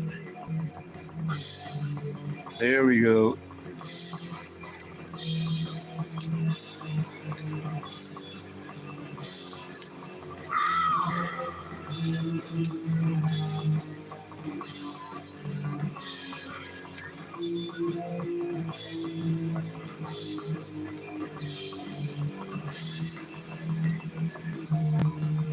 It's right up here, right?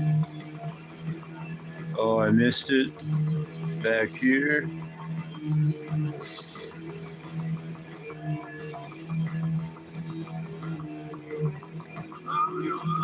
Where is the police station? I don't know if I have time to be screwing around like this. I need a new car though.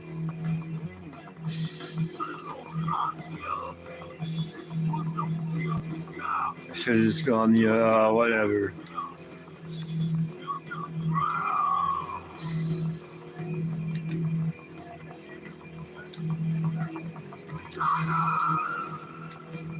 Messiah! Ow! Dun-dun-dun-dun-dun-dun.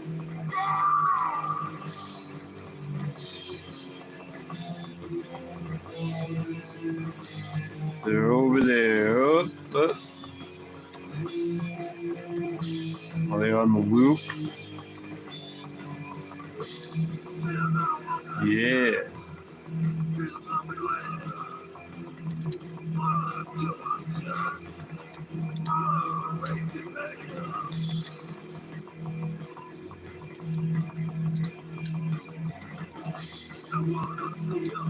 Oh.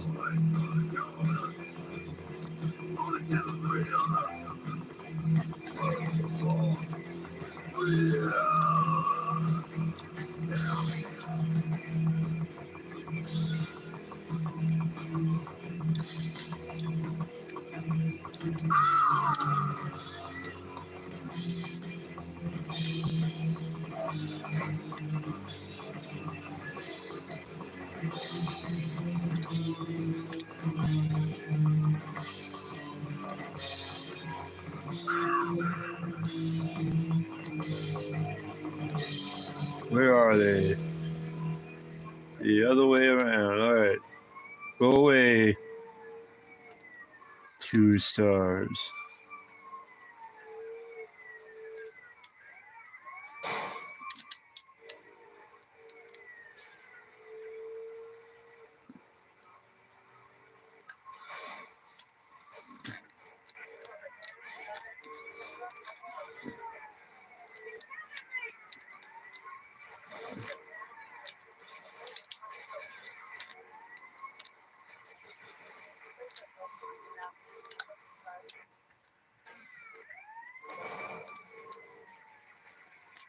Where are they? Oh, I missed one.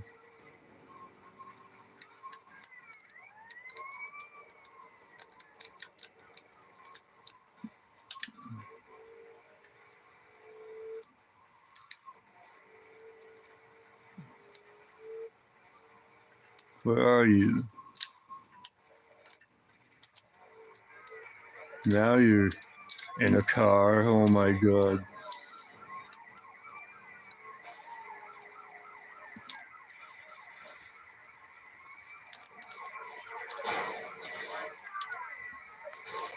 Get out. Looks like I'm screwing this one up. Maybe not.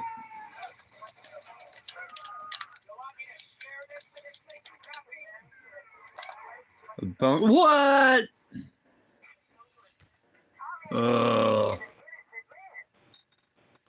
Let's see if I missed any here.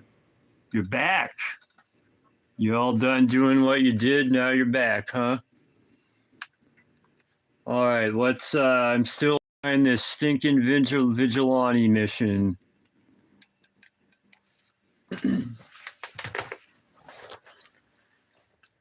Stinking indeed. Oop.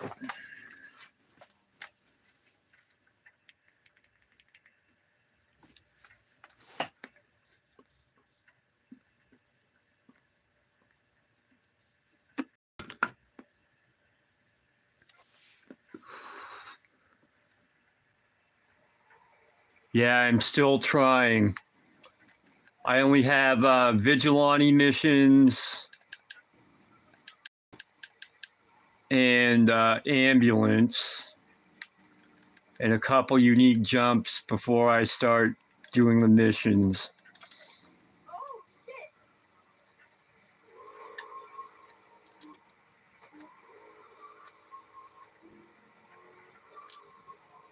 Getting there.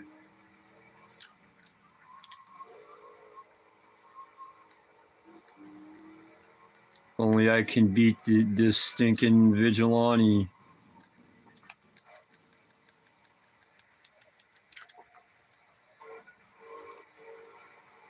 All right, here we go. Again.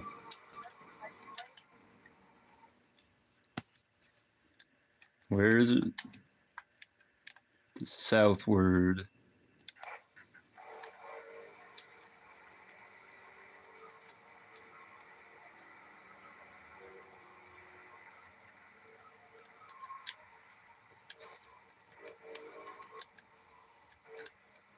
Yeah, come on, idiot.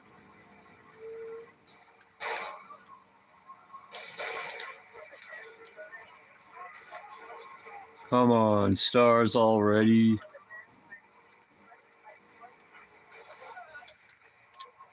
Splattered.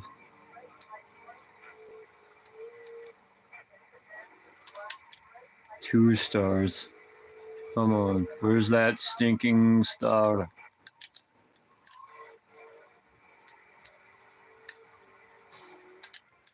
Hold on, I'm gonna put a record on or something here. Some no cut. Play these guys again. Once more. Put it on the correct thing. Side A. Phono. Where are you?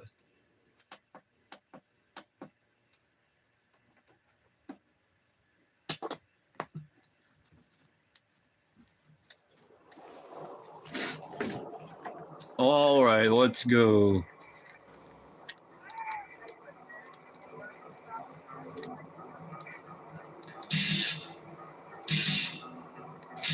Oh.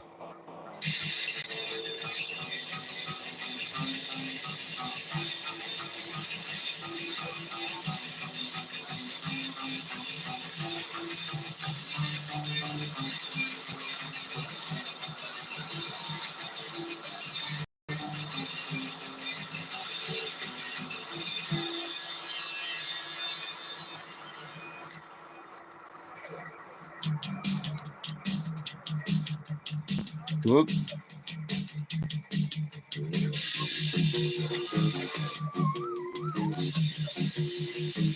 Here we go. Where are you? Over there. Going that way.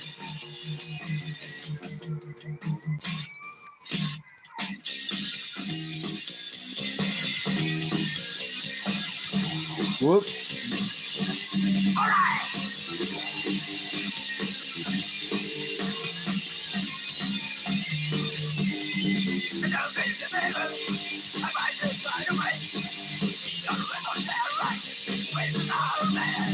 Ah.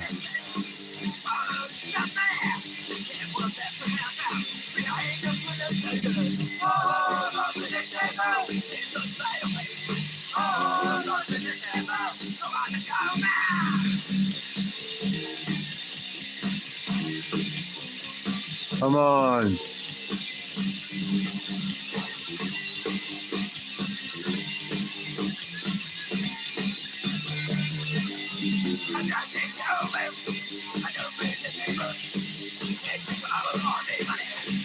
There. Level 4. Whoops, that was bad. I'm gonna get that stinking star. Oh, you idiots.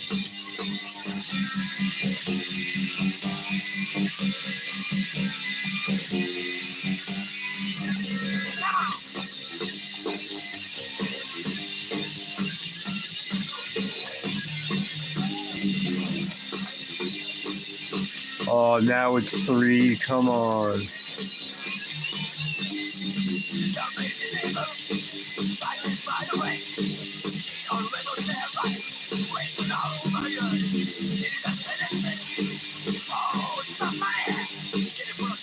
Nice blockade.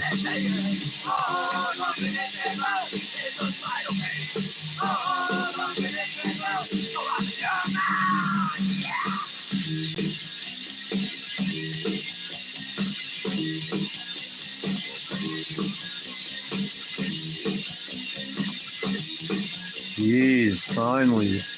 I'm on you. Come on.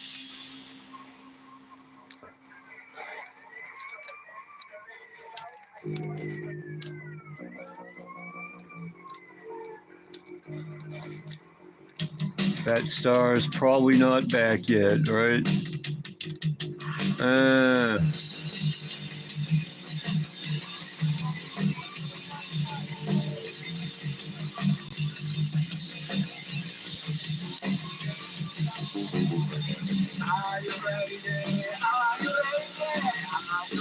No way. Come on.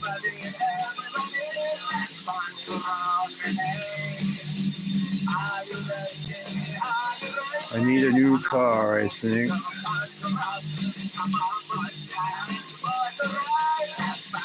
Come on.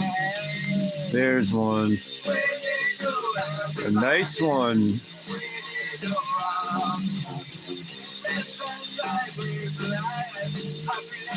Wow. Where are they? Right there.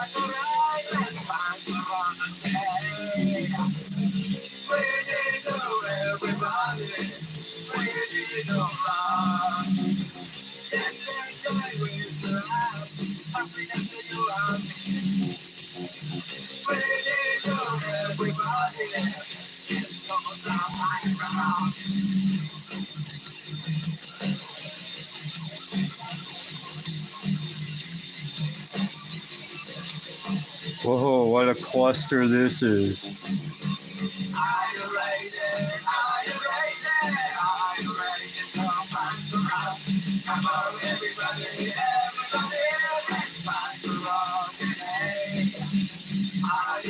Ah.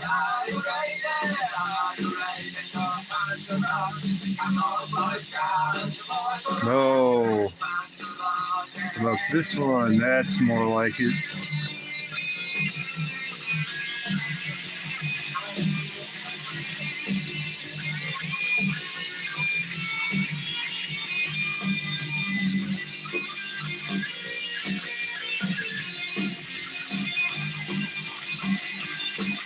Are they going north or south?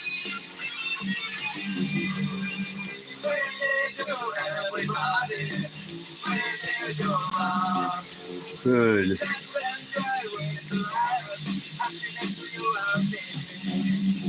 What are you doing? I hit the wrong button, apparently. My finger slipped.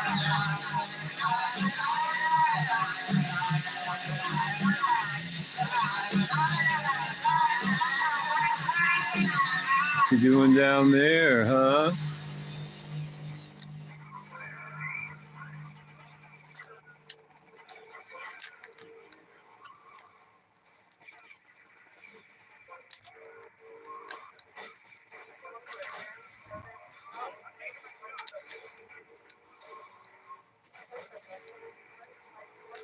Flip her over.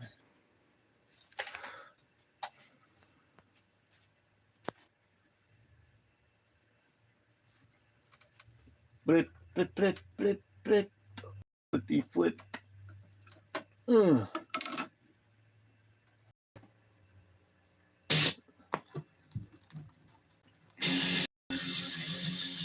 All right, up north are they? 4 stars. That sucks.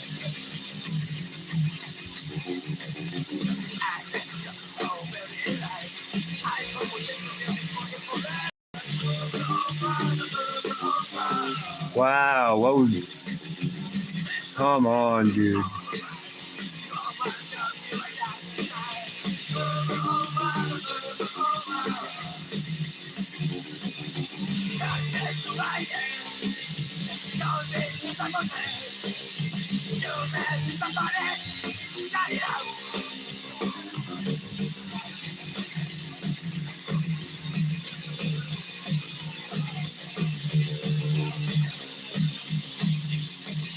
Alrighty, up north, south rather.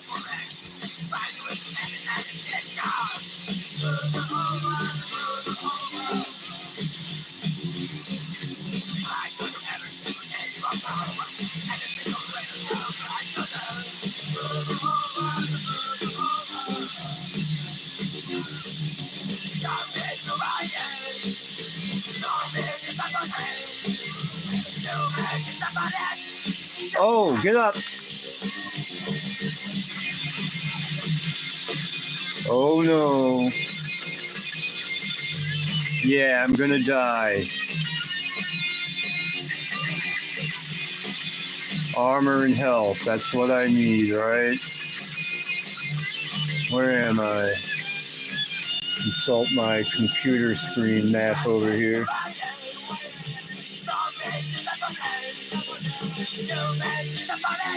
I'm on shaky ground here. I'm actually nearby some armor.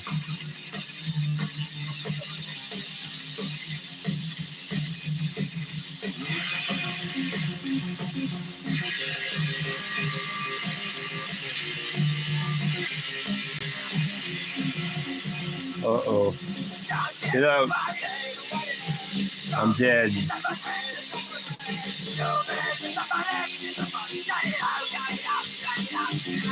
Unless I can, I'm lucky.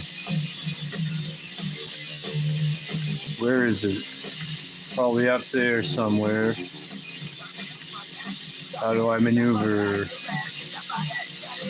Was that it way over there? Yeah! I'm gonna fail, but I lived. For now, hold on, I gotta shut that light off in a minute.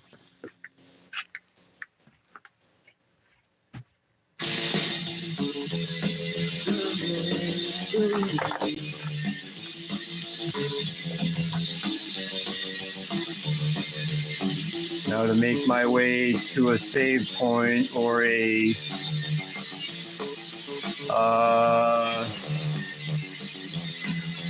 yeah, I'll take that. Or a pay and spray.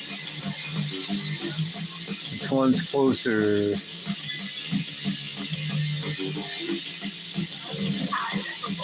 We'll go south, even though it might be longer.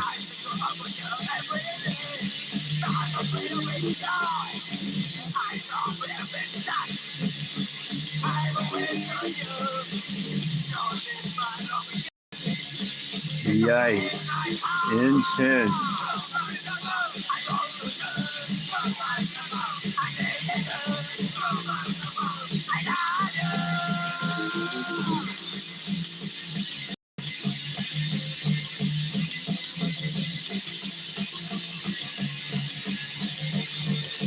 Yay, I made it into there. This is really obnoxious. I'm gonna try one more time though. I need help.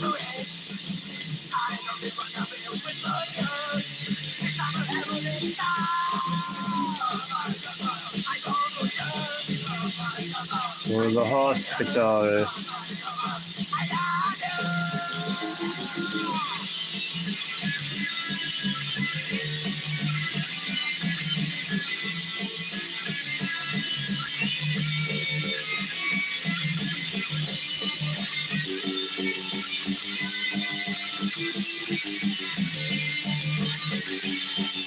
There.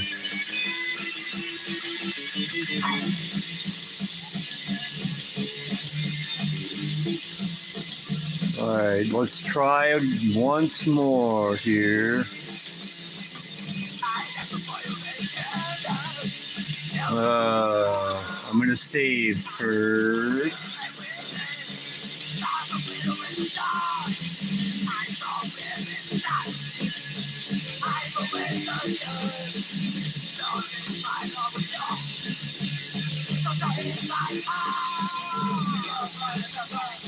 I think it's time for a smoke break though. Then I'll try at least one more time.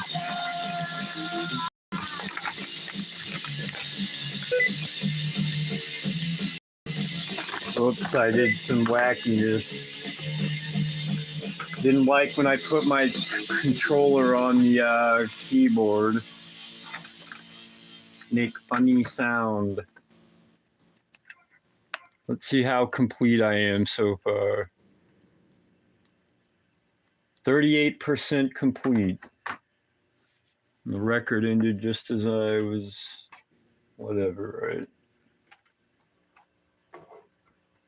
Let's see what they're going on about in talk radio land.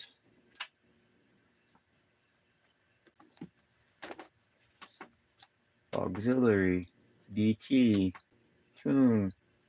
2011 to 2013, he says the Israelis might have new information about Iran's nuclear activities, but that in March of this year, American intelligence Alrighty. agencies seem to agree that the Putting a Iranians were cigarette together actively here. trying to build a bomb. I think it was a very balanced assessment of where they were. They had the systems, they had the capability.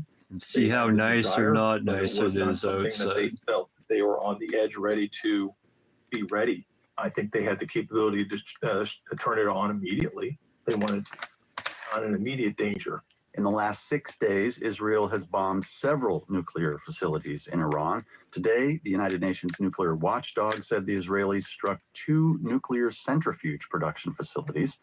But the consensus among experts is that no matter how good Israel's intelligence reaches into Iran, the military does not have the capability to destroy Iran's nuclear program without U.S. involvement. Oh, For the yeah, world, of I'm Matthew course. Bell. Every year, the Economist Intelligence Unit publishes a global fall down livability again. index, ranking cities around the world on a scale of 1 to 100. Number 1 is the least livable Oh, city yeah. imaginable, and 100 is the most. Topping this year's list with a livability score of 98 is the capital of a Scandinavian country. We don't have the tallest mountains, but we do have endless coastlines. Even our big cities feel small. Copenhagen, Denmark. The city pushed Copenhagen, Vienna out of the yeah. #1 slot after a 3-year winning streak. One of the categories used to determine these livability scores is stability. One incident last summer in Vienna caused a sharp drop in that city's stability rating. A third Or teenager Vienna. has been arrested in Unfair. connection with a foiled attack on now cancelled Taylor Swift concerts in Vienna. The A rise in geopolitical instability worldwide has caused many cities to lose stability points. Regionally, cities in Western Europe have the highest scoring overall, and the city that made the biggest jump in the rankings, Al-Khobar in Saudi Arabia, which rose by 13 places. The Syrian capital of Damascus is still in last place, despite the overthrow of the Assad Oh, regime. how'd this one As come for the winning out? city of Copenhagen, Good. just 2 points shy of a perfect livability score, those minor adjustments came in the categories of healthcare and environment.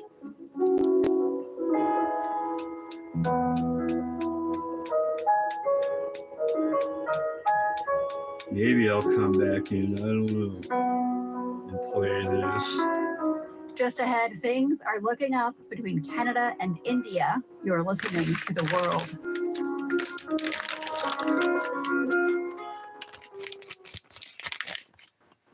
The World on Maine Public Radio is made possible by listeners who donate. With help from the Onion Foundation, pleased to support Home Inc.'s Orland Empty Bowls fundraiser, July 10th, featuring handmade bowls by local artists.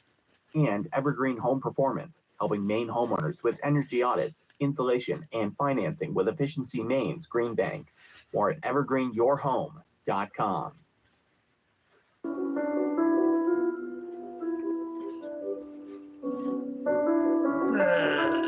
Should I bring my chair? Have a seat.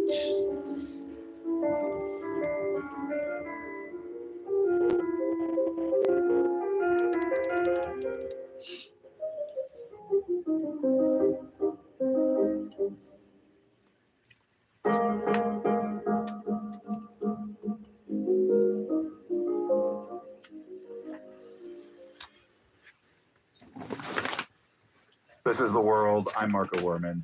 At the G7 summit this week, the prime ministers of India and Canada found time to talk. Mark Carney and Narendra Modi agreed it was time to restart their friendship.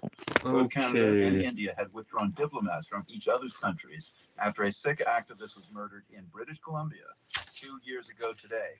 Canada said they had evidence that Indian intelligence targeted Hardeep Singh Najjar for assassination.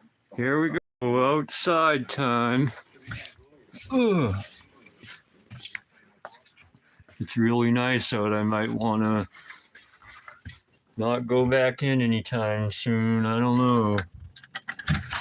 What's it like out? It's hard to say. gonna grab my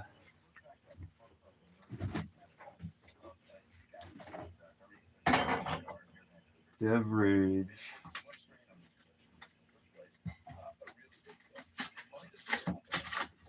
My essential carnation thing.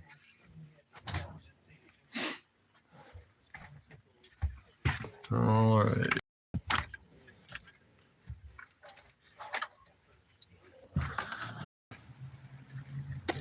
Oh yeah, I dropped it. Gotta hold the chair.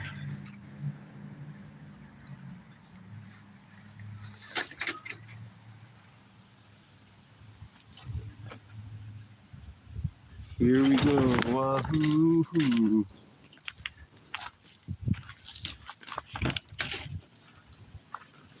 All right, I don't know here. What are we gonna do? Put the camera down like that and see if anyone talks via chat, talking or whatnot. Comments, I guess.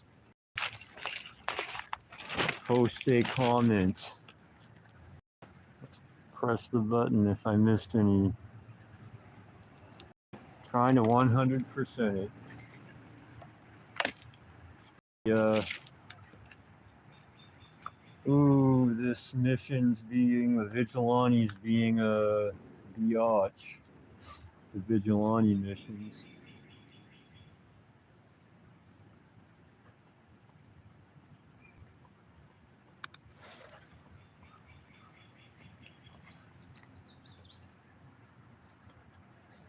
All right, I'm operating at 74% capacity, so my phone charger thing is actually working in full capacity now. It's working again.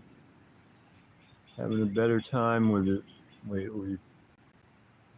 Very nice. Should I just stream? What am I going to do if I don't play the game, though?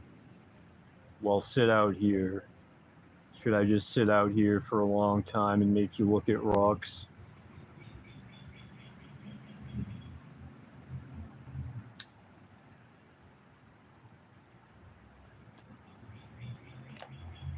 You get rocks. Rocks for you, whoever's here. The beverage at the moment. Strawberry. I might drink 2 sodas today, too. I really want to try that strawberry one. I've had it before. I mean, you know. Drink one, have it again, refresh my memory on the flavor. Relive old times when I was young and happy and drank Strawberry Crush all day long. Better days.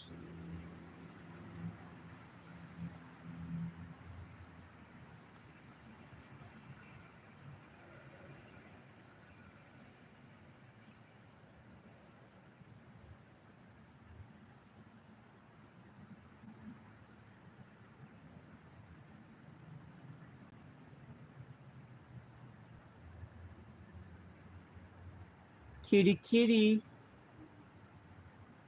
There's actually a little kitten in the other yard that doesn't come out of the yard. I forgot to mention the little baby.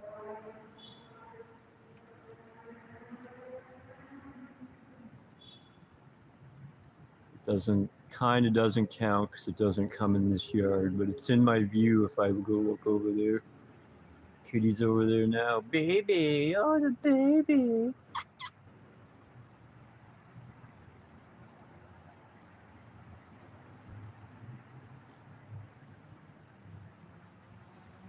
Oh, I haven't even cracked open my stinking thingamawhat's it, right? How about I roll a joint? Does that sound fun?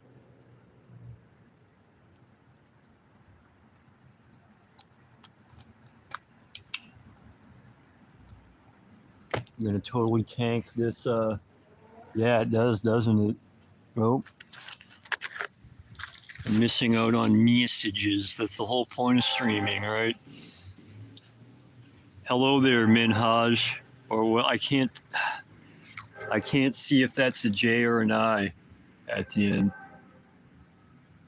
Minhaj, is that the correct way to pronounce that? Minhaj.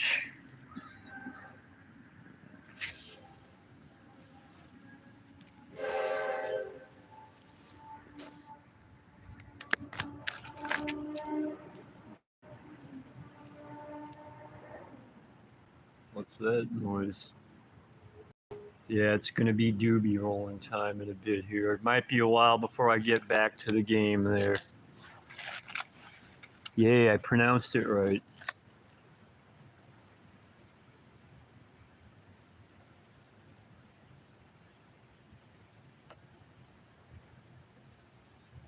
So you probably are expecting some Grand Theft Auto, but right now I'm taking a potentially long break. I'm gonna roll a doobie and puff that away. Probably smoke another cigarette and after that, and we'll see, take it from there, right? The choo-choo train's going by, you hear that?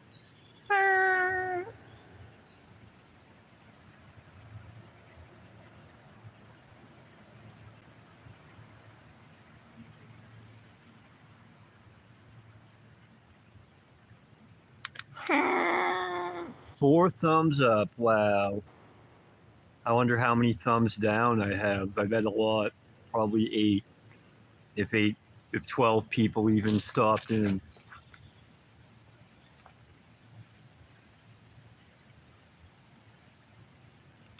That's so pathetic and stupid that they took away the ability to see the dislikes.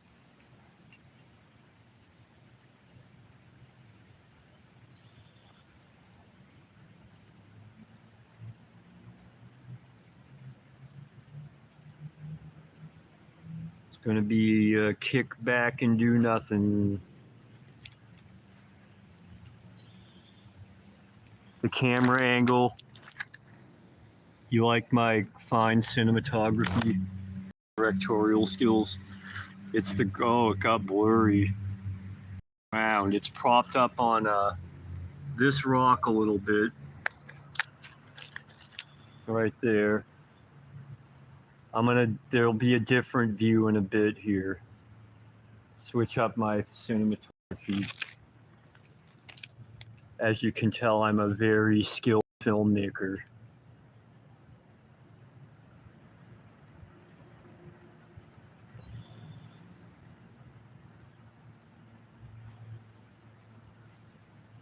Self-taught.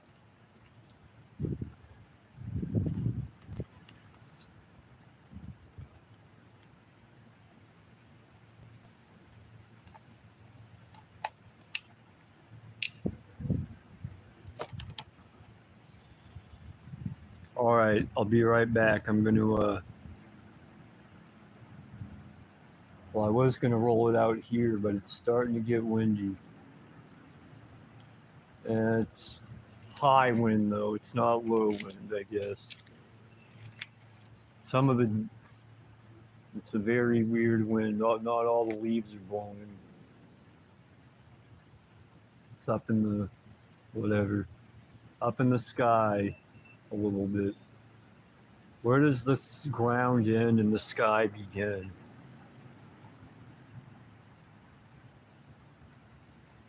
The sky, what is the sky? I'll have to ask Quora, right? Y'all use Quora? That's some good stuff. Right back.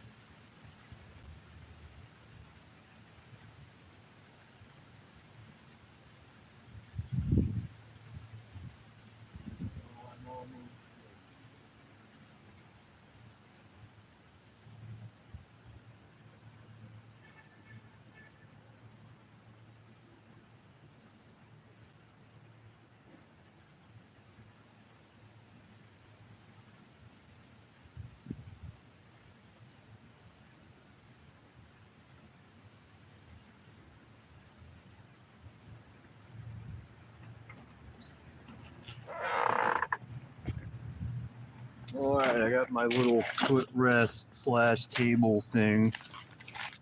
Dual purpose, multi-purpose maybe. So here we go, time to roll a doobie. I got my little box here with my stuff in it. See, I don't know what the hell this box was. There someone with something I received mail in, but originally it contained a, where does it say? I must have covered it up. Somewhere it says contains one bowl, as in a bowl to eat out of. Right?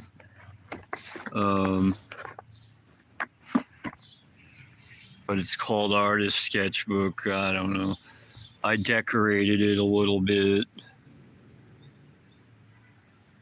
with some stickers. I'll be able to put a strawberry crush one on there. That's fun. Then we have what's open?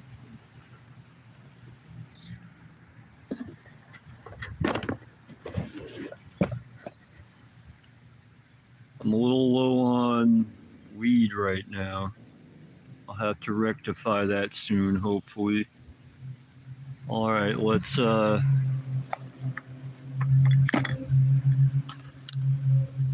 put the roach. Oh, it's getting windy here.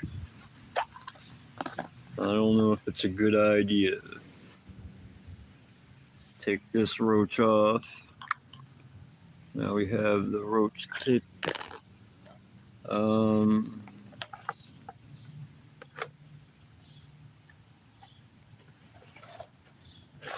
Hold on here. Let me try to do this so you can see me roll it. How exciting.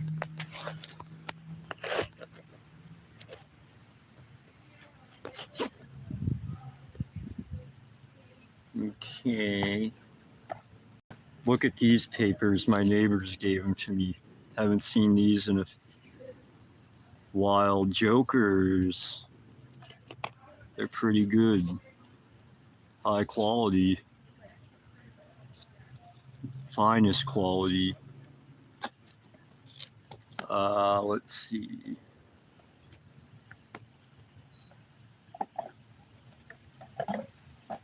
Guess I'll grind it. Get rid of this roach container. Oh, where's my pokey and my pipe?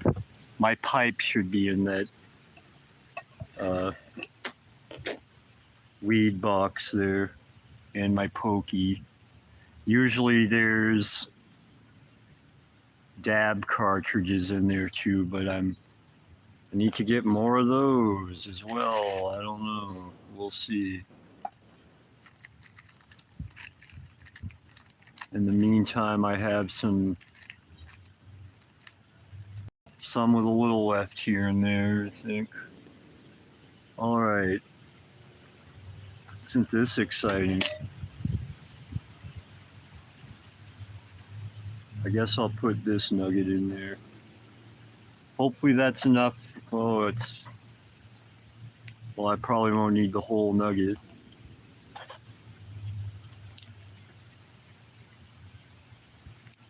I don't know if I'm gonna roll it out here.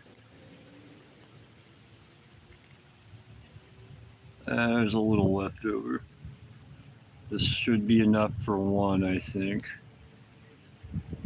For a doobie. This grinder kind of sucks. It's small. Kind of. I probably should have cut my fingernails.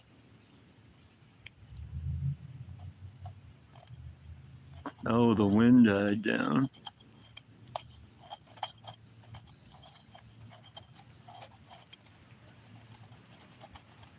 Maybe I can roll it right here.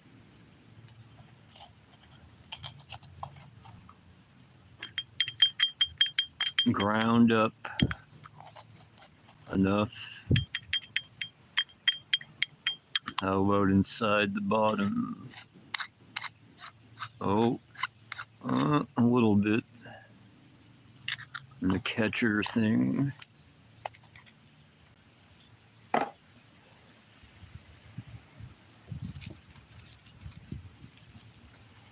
All right, scoop it up with this.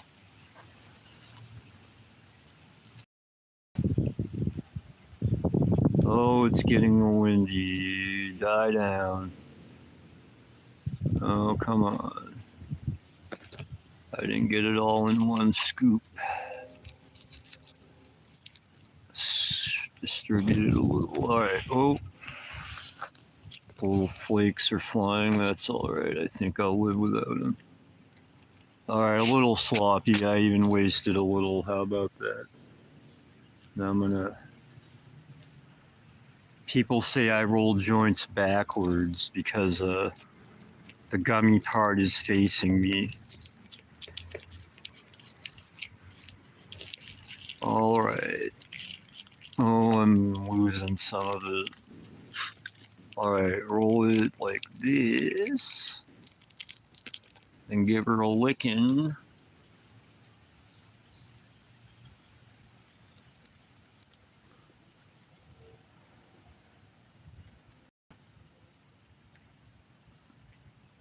There it is. All right. Jibby jibby jabber. I don't know if it's a big enough to be called a jibber, but it's a doobie. Doobie doobie doobie doo wop wop. Doobie doobie doobie doo wop wop. It's got a sticker on it, a skull, skull moon type of deal. I'm losing viewers. Oh no.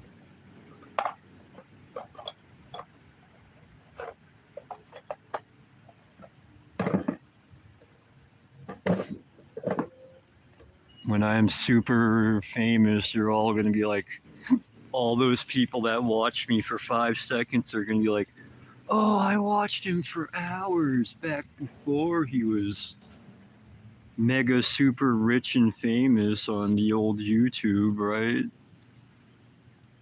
You think think that's going to happen? Nah, probably not. Success via YouTube in the year 2025. How does it happen? All right. Spark it up.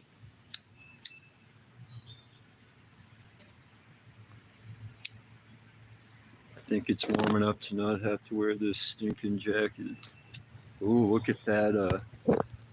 I believe it's a female cardinal on that boat in front of the hitch.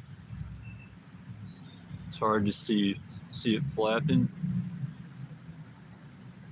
That's as close as I can get. Oh, it's hopping around. Yeah, I believe it's a female one. The males are the bright red, prettier, kind of prettier ones. Not to insult the females, but I wonder where the male is. Usually they're in pairs. It's just sitting on the ground. That's weird. Maybe it's eating.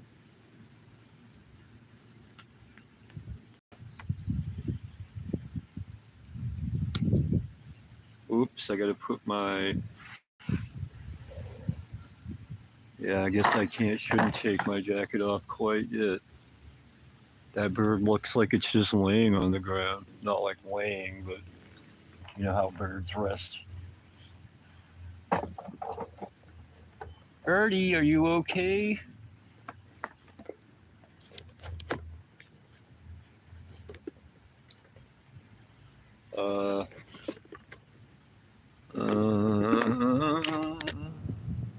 Got the roach clip prepared.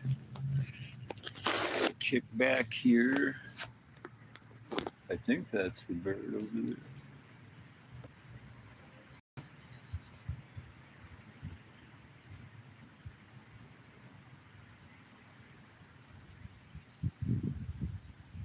Excitement.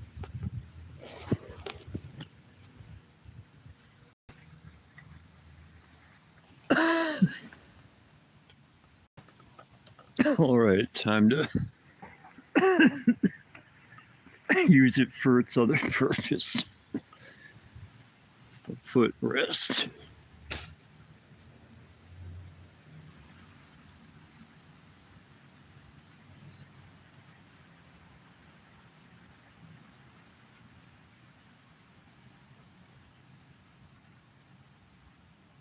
It's so weird that that bird's like chilling behind the dumpster. I think that's it. Maybe I'll have to go check it out in a few minutes. Maybe it's a, I don't know. Maybe it's eating something over there. Maybe, I don't know.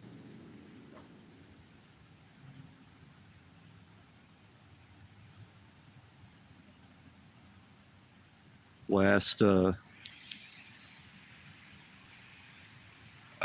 it's pretty, I don't know, garbage. Chill enough because I'm back here ignoring everything.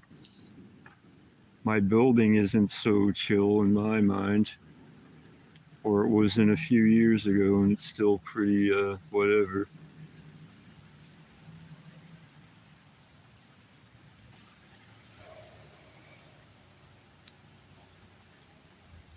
It's trash cans. It's a garbageville. Oh, I should be drinking my breakfast essential a little more thoroughly or whatnot.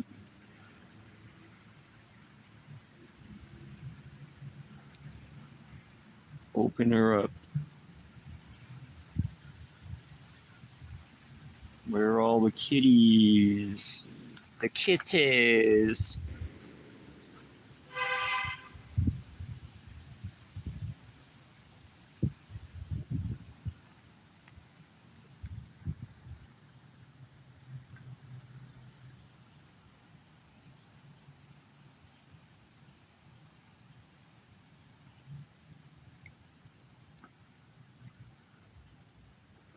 Whew.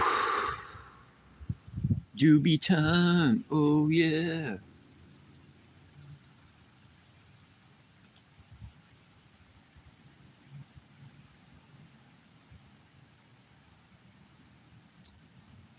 I don't remember the vigilante missions being so hard.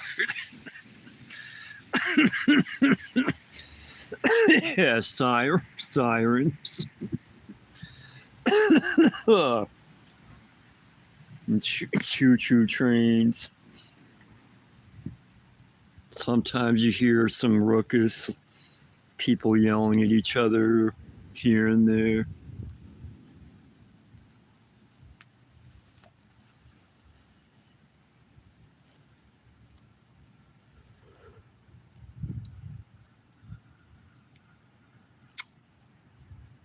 Vigilante mission, I don't know.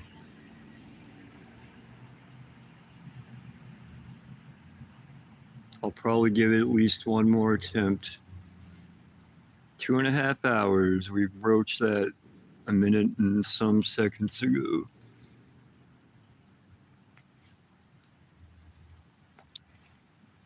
Oh yeah, smokity smoke.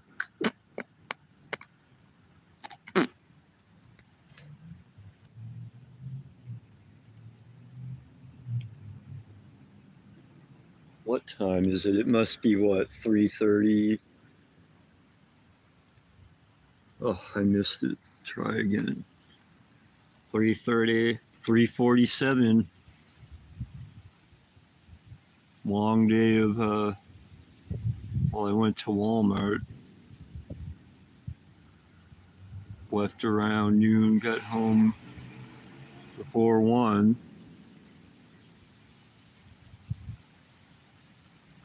We'll just call it 1 though. No, we'll call it sometime before 1.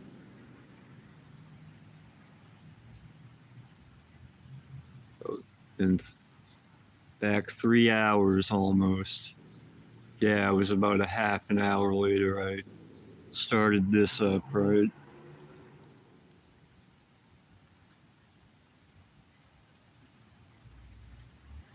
I'm gonna go check that bird out.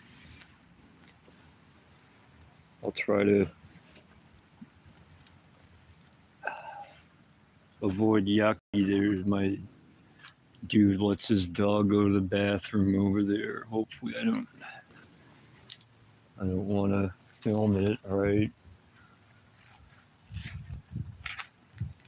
Maybe that isn't a bird. No, that's something else. The bird was over here, but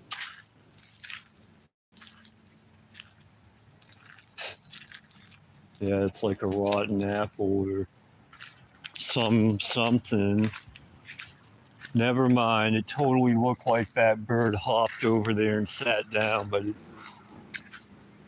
it's an optical illusion or something. Or I'm just an idiot. Take your pick. You can only choose one. Choose carefully.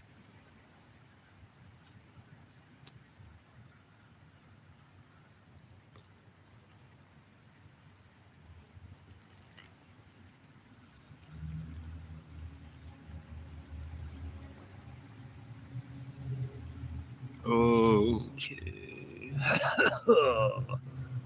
I don't know what's going on here. Whoa, man, what's going on? Wow.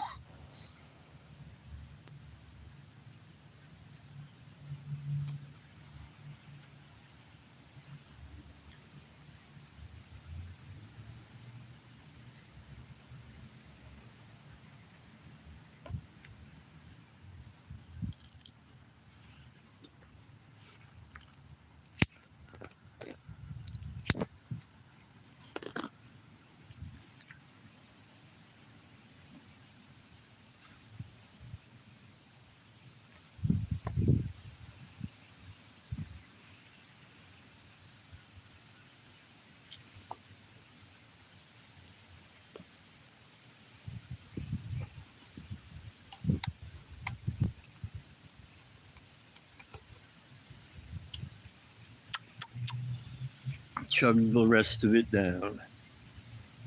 Okay.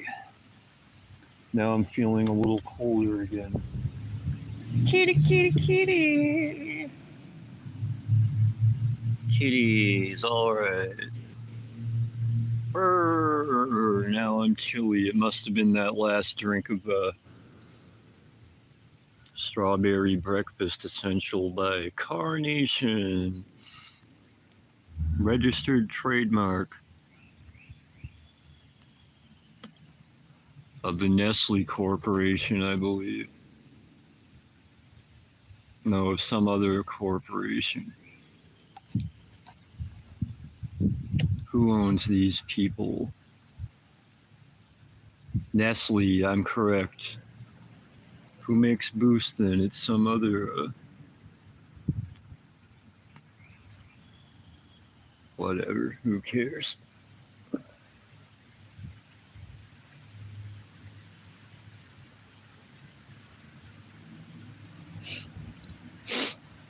Oh, getting the sniffles out here. Kitty, kitty. Oh, it's the baby, I think. The baby. It's the baby.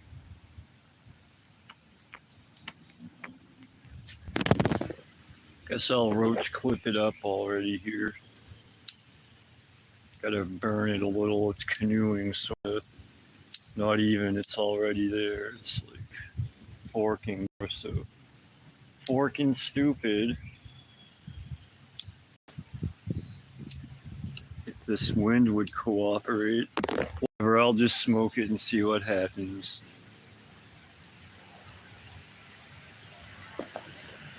think I'll wait and see approach to this at the moment.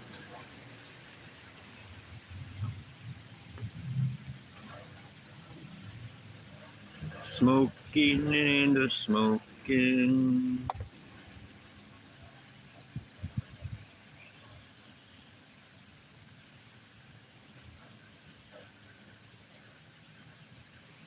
These doobies take a while to smoke. I feel like I need to, my ears feel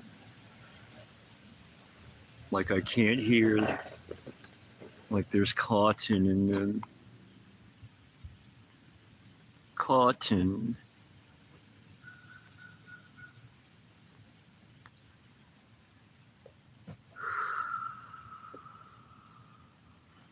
Two people watching. Oh. Whoops, I just put chat hidden. How do I? There it is.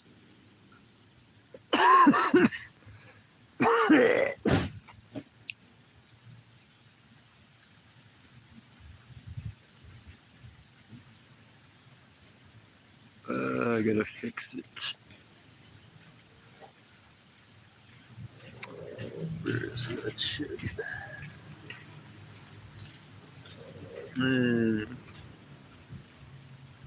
Oh, it's under the phone. A lighter. The wind's back. Oh, you stinking loser. Come on. Fix that dubage. Yeah, that's about it. I think we're on the level here. It's even enough here. What do you think? Hold on. Good enough. Wait, tappy. It's even Steven, like they used to say back in the old times.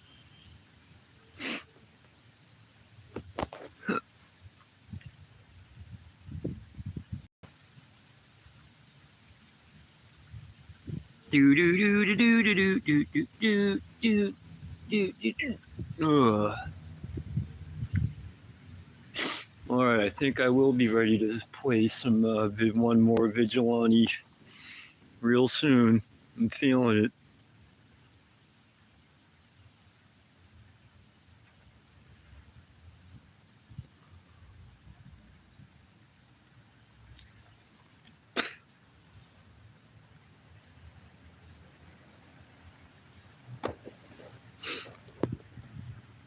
Wah, wah, wah, wah.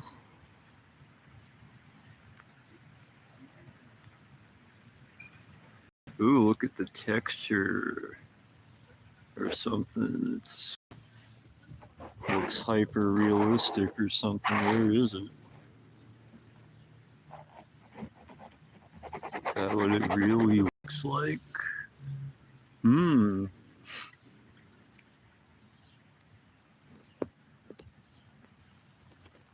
What's this really look like?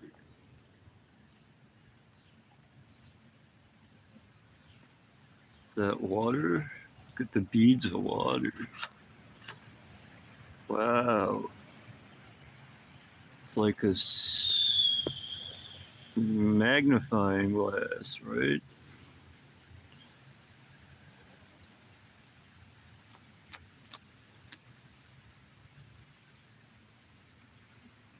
This is very artistic. A little on the avant-garde side, highly symbolic.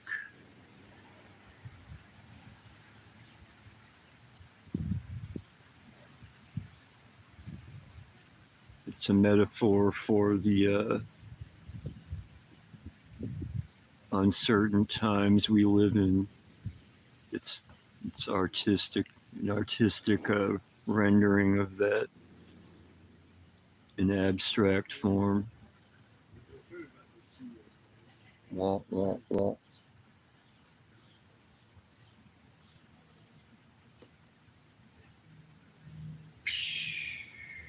What should I call this piece of cinematic genius? Oh, it's already got a name. It's called Let's Play GTA Vice City for PS2 Part 21. It went out. I don't know. I guess I should leave it for later. I'll smoke a butt real quick-ish, right? Hold on.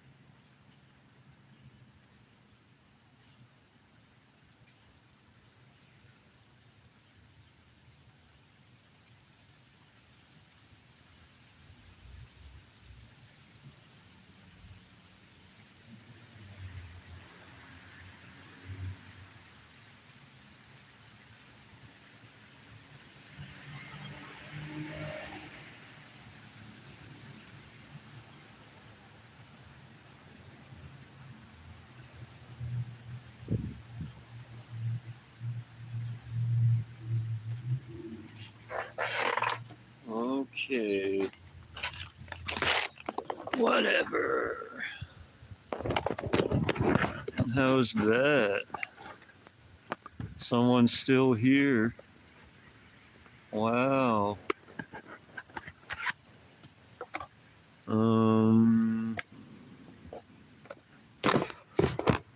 How about that for some art? Can you take, how much art can you take? Can you handle it?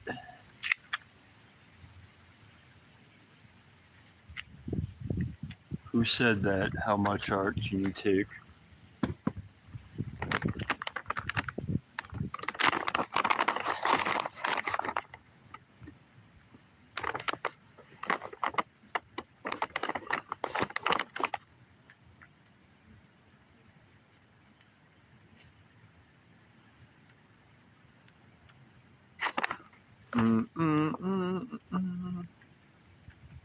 Hopefully I don't mess this cigarette up. Stupid cigarettes, why don't I quit, right? So, cigarettes are so, what, 20 years ago?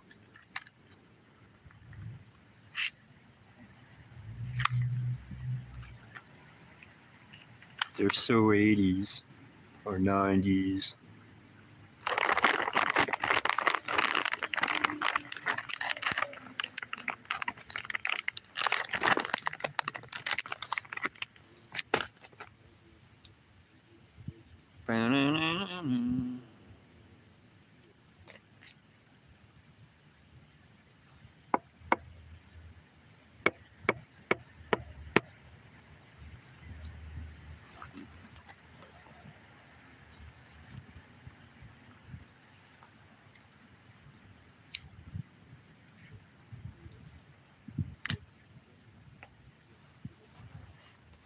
All right, so after a cigarette, I'm gonna drag this stuff in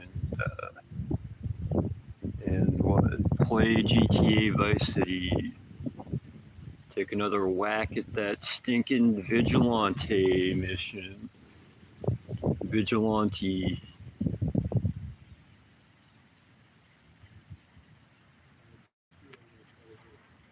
The vigilante. Ante up for vigilante. Antle up your vigil. It's vigilante time. Working on my catchphrases.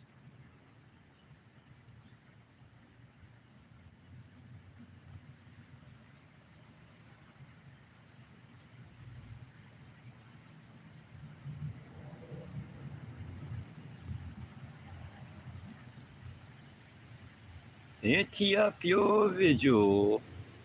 It's vigilante.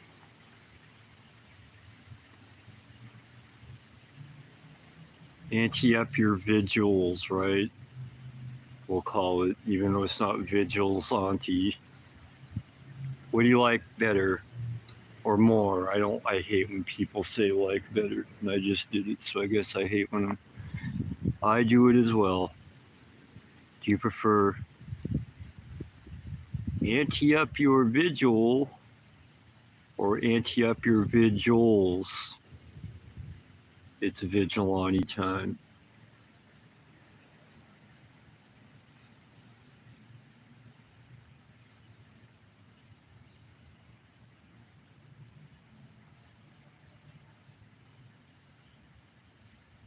Ante up your vigils, everybody! It's vigilante time.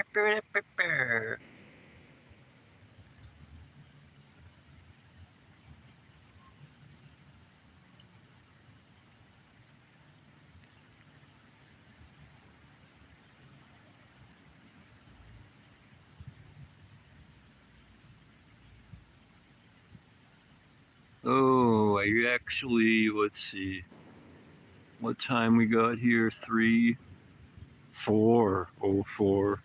I forgot I already guessed 3:30 earlier. It was later than that. So 4:04. It's definitely going to be macaroni and cheese time. I got two I can pick from. Chester Cheetah there, his brand, right? Cheetos. Or good old Kraft triple cheese. They're both real good. I give them a 10 out of 10. But I'm going to go with the triple cheese one, the Kraft one today, since I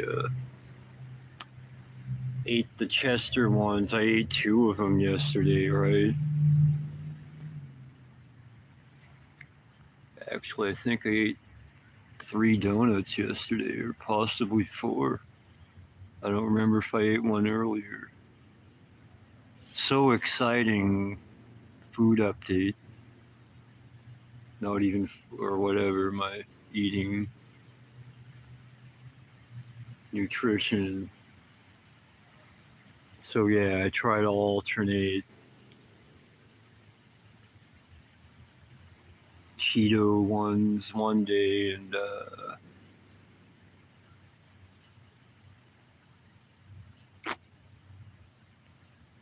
Kraft ones the next day.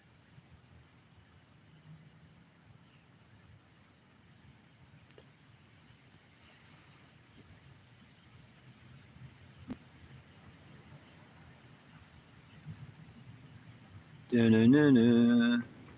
Da-na-na-na-na-na.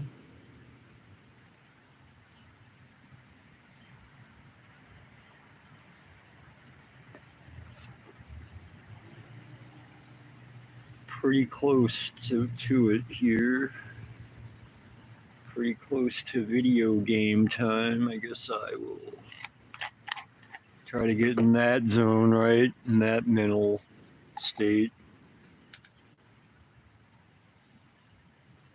Time to, I thought I had more to put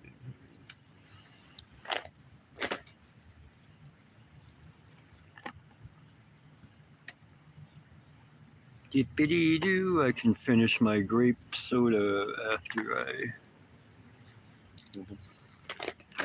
drink it with my, there it is, drink it with my smackaroni, crackaroni and smackaroni. Which one?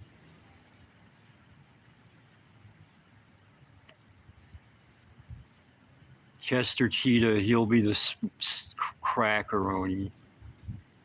Kraft should, they're both C or K, so it's kind of Kraft smackaroni. Triple smackaroni and cheese with triple cheese.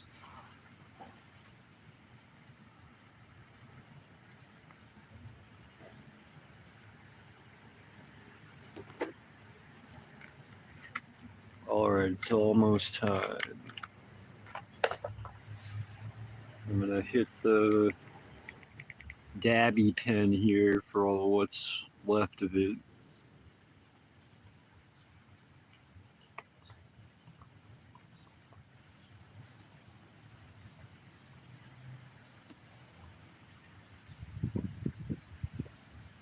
Still going.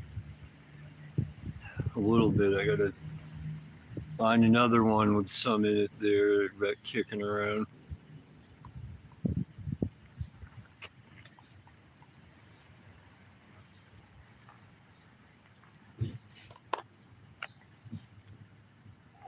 Ooh, yeah.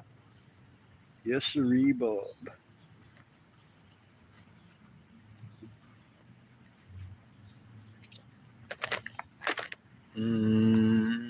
Any other garbage?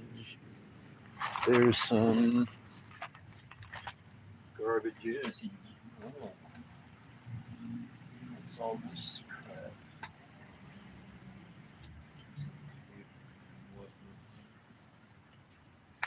All right, let's go toss it in the rubbish. Oh yeah, the old rubbish toss. It's upside down. It's right side up.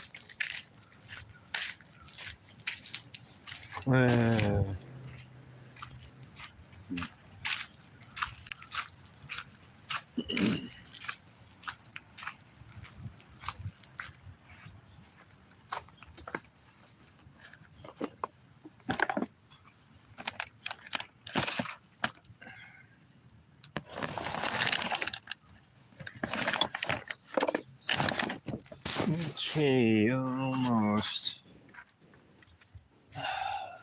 Put the camera down first, I guess. And come back for the other stuff. Alright, I gotta go. Oh no. Support by other nations, military experts say Israel does not have the bunker busting bombs. Alright, I'll be right back. To pierce through Iran's most fortified nuclear facility. Don't steal anything. The U.S. does have I'll fix the zoom when I get back. US involvement is crucial. That's NPR's Daniel Estrin, who met with Israel's president today in Jerusalem. Daniel, thank you so much. You're welcome. Chief Diversity Officer was once corporate America's hottest job. Now DEI is under attack, leaving the people with careers in diversity, equity, and inclusion out in the cold. NPR business correspondent Maria Aspen brings us the story of one veteran executive who has been job hunting for almost a year. She reports from Raleigh, North Carolina. Candace Birdsong Williams starts her mornings reading from the Bible on her bedside table. Then she turns to a daily devotional reading. Today's was about keeping the faith, so it was really ideal. And she's a pretty cheerful person.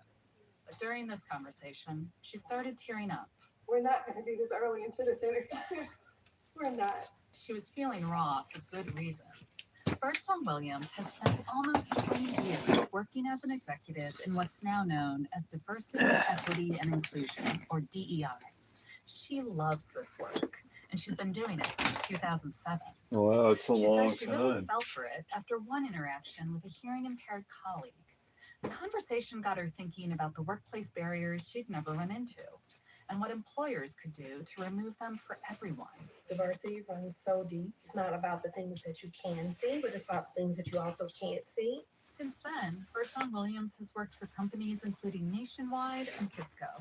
By last summer, she had worked her way up to the title of Global Director of Diversity, Equity, and Inclusion for a tech startup.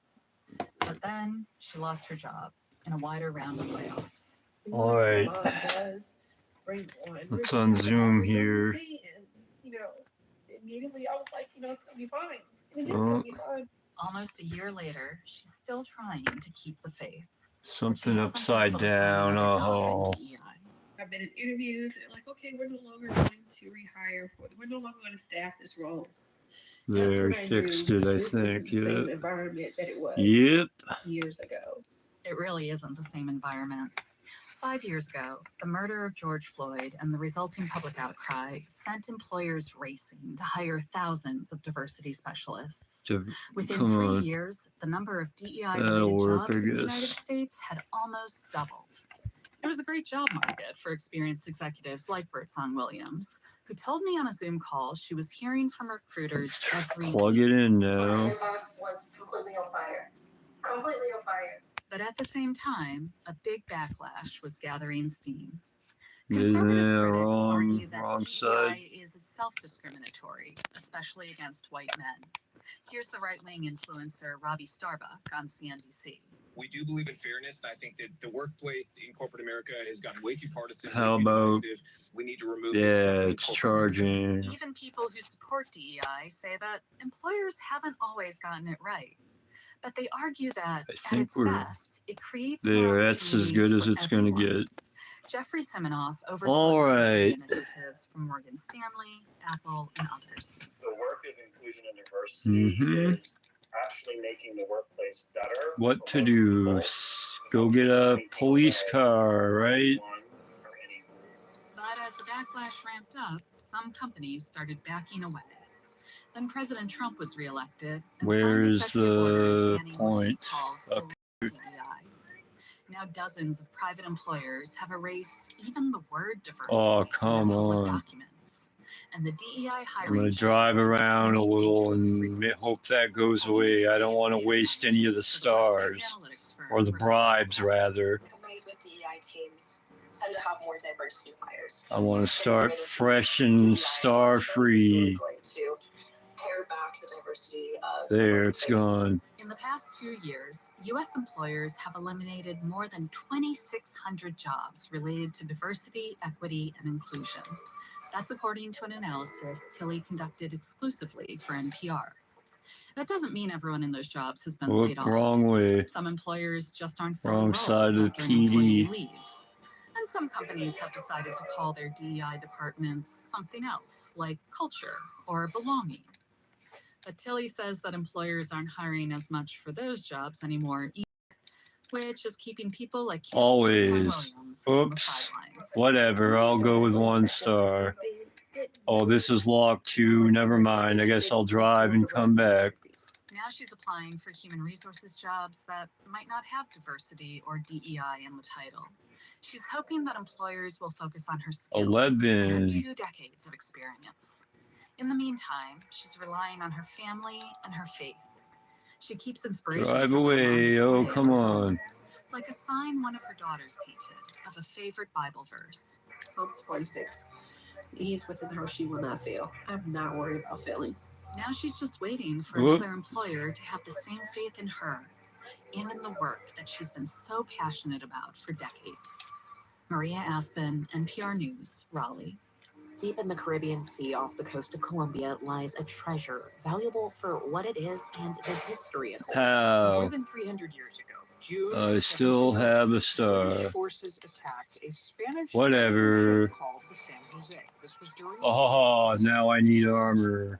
The British were trying to capture the I'll treasure go on get board, some but with my ended up police sinking near car. Cartagena, and the treasure was lost. People had been searching for it because it was believed and historical sources told us about this incredible valuable cargo. That is What's your Daniela problem? Vargas, a researcher at Columbia's Naval Cadet Crazy School driver. and the National Institute of Anthropology and History. She says a group led by the Colombian government found the ship almost 10 years ago.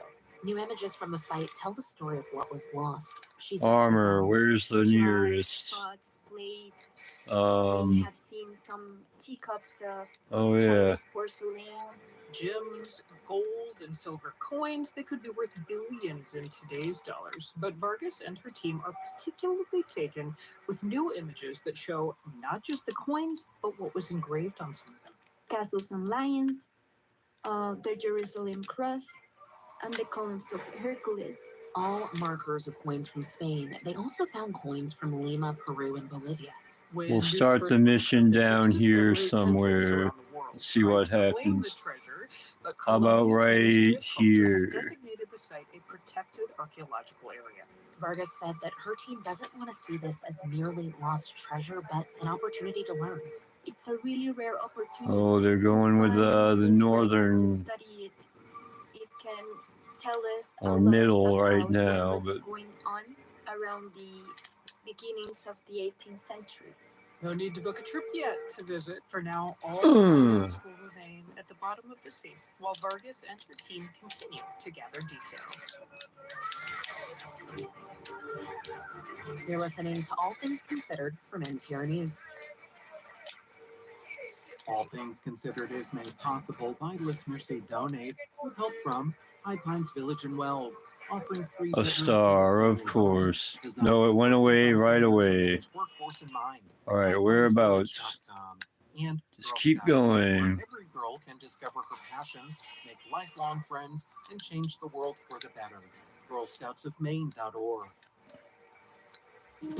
On the next Okay. role Maine played in the abolition movement. An encore presentation. Ambivalent. I'm Jennifer Rooks. Slavery was outlawed in Maine in 1783, but Maine's anti-slavery society wasn't organized until 50 years later. Today we listen back to our earlier program on Maine during the abolition movement. Maine Calling, Thursday at 11 and again at 8 on Maine Public Radio. And now let's have a check of the weather with meteorologist Lou McNally. Good evening, Carol. Good evening, everybody. Looks like another mostly cloudy night overnight tonight. There'll be some Was in Maine, Massachusetts, in whatever year they said, 17 something, 50. We are looking for scattered showers and thunderstorms to be developed. That's the state well, obviously they're talking about it on the radio. The state I live in, High temperatures will be Maine. from the 70s to the low 80s. We are looking for those thunderstorms to pass by the region by Thursday night in the west, by Thursday overnight in central Maine, and by Friday morning in northern Maine. Much clearer and cooler and drier air. How bad. I could have done better. Into the 60s north and low 70s south, and a little bit cooler right along the immediate coast. So far, so good on the weekend, although we might see a shower on Saturday night. And at this hour, that's the way it looks from here. Support for NPR comes from this station and from BritBox. Wow, this guy's running around good. They're these people. New original series like Ludwig, starring Peep Show's David Mitchell. Oh, come on, go away. BritBox.com/NPR. From your part-time controller, specializing in nonprofit accounting and committed to supporting nonprofits with financial management services such as budgeting and forecasting. YPTC.com/NPR. And from the listeners who support this NPR station. This is Driving rather normally there. And I'm Mary Louise Kelly. It's been 4 years since college athletes won the right to make money from their name, image, and likeness, NIL. Now, a landmark antitrust settlement will require the NCAA to shell out nearly $3 billion in back pay. Oh, wow, $3 billion. Dating back as far as 2016. But 8 female athletes are appealing the settlement. It's estimated that around 90% of them are men who have played football and basketball, which the female athletes say is a violation of Title IX, which bans sex-based discrimination in education. One of those athletes is Kate Johnson. She plays volleyball for the University of Virginia. When we spoke, she told me she believes this settlement, if approved in its current form, would impact women athletes for years to come. If this is approved, then that is the future of college sports. And sports have played a pivotal role in my life. Oh, I'm up on a star here, I think. It's my duty to protect that for not On the way to this next criminal unit. 9% not only affects this back pay, it affects the Unless I blew by it already. There it is. female athletes around the country. What about the argument that Oh, and they're right there. and football bring in the most revenue in college sports? Why shouldn't those players get more of the back pay? I think that's a really fair question. I kind of have 2 answers for this. One, I would argue against the argument that these players are bringing in money. Oh, right in the roof. So if a fan tunes in to watch, let's say, a UVA basketball game, they're doing so because they are fans of the University of Virginia or fans of the basketball program itself. not necessarily fans of a specific athlete over the other. Not to mention, these media deals were inked long before anyone really knew what athletes were going to 1 play. star. All right. Holy, you see how fast he came up on me? For over 50 years. And the argument that some programs or people or sports should be exempt from this has been going on since Title IX was approved over 50 years ago. But schools are getting, once again, are federally funded and are getting a lot of money in order not to discriminate against women in this sense. If this money was coming from a private source, let's say a company like Nike, they could do whatever they want with it, but it's not. It's coming from a federally funded school, and they must comply with Title IX. What about the timing issue? Your appeal. Oh, they got some shots in on my vehicle. As this plays out in court, have you gotten any complaints that you're holding up the process Where for are you? everybody else to get paid?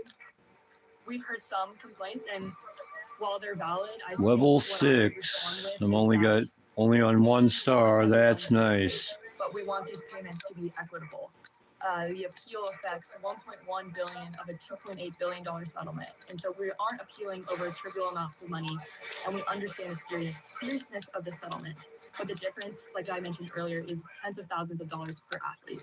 You know, among the questions that all of this is raising is whether sports that don't generate a lot of revenue could potentially be on the chopping block. The NCAA is raising questions about the price tag, whether all of this is going to bankrupt them. As somebody who plays volleyball, Bankrupt the college whatever thing, huh? Football does that worry you? I wouldn't say I'm worried that volleyball is on the chopping block necessarily. And I understand that sports like basketball and football have a greater viewership and bring in more media revenue. Oh, come on. But in a Power 4 conference, almost every single one of our games is broadcasted on ESPN, ESPN Plus, or some other streaming platform. And I make the argument that we are watched by more than just family and friends. The basketball program filled an entire college football stadium. The Final Four for volleyball is being aired on ABC. And I think, as far as volleyball goes, I'm not worried. However, if All right, how is it?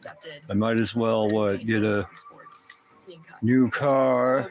Big picture, how are you feeling about the future of college sports? I know you've got just a year left, but it's been such a monumental time in college sports with the whole amateur student-athlete model. Maybe. A lot of schools.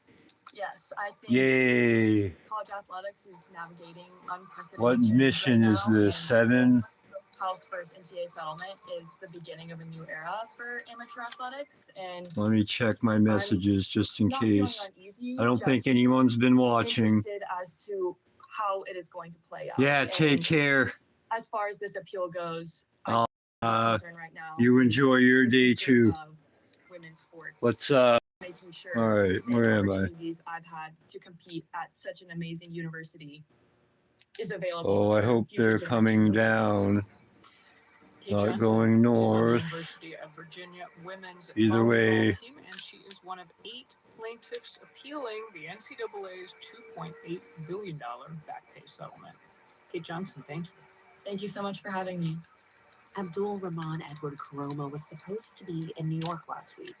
The disability rights advocate was looking forward to talking about how disabled people are especially vulnerable to climate change at a United Nations conference, but he ran into an unexpected problem.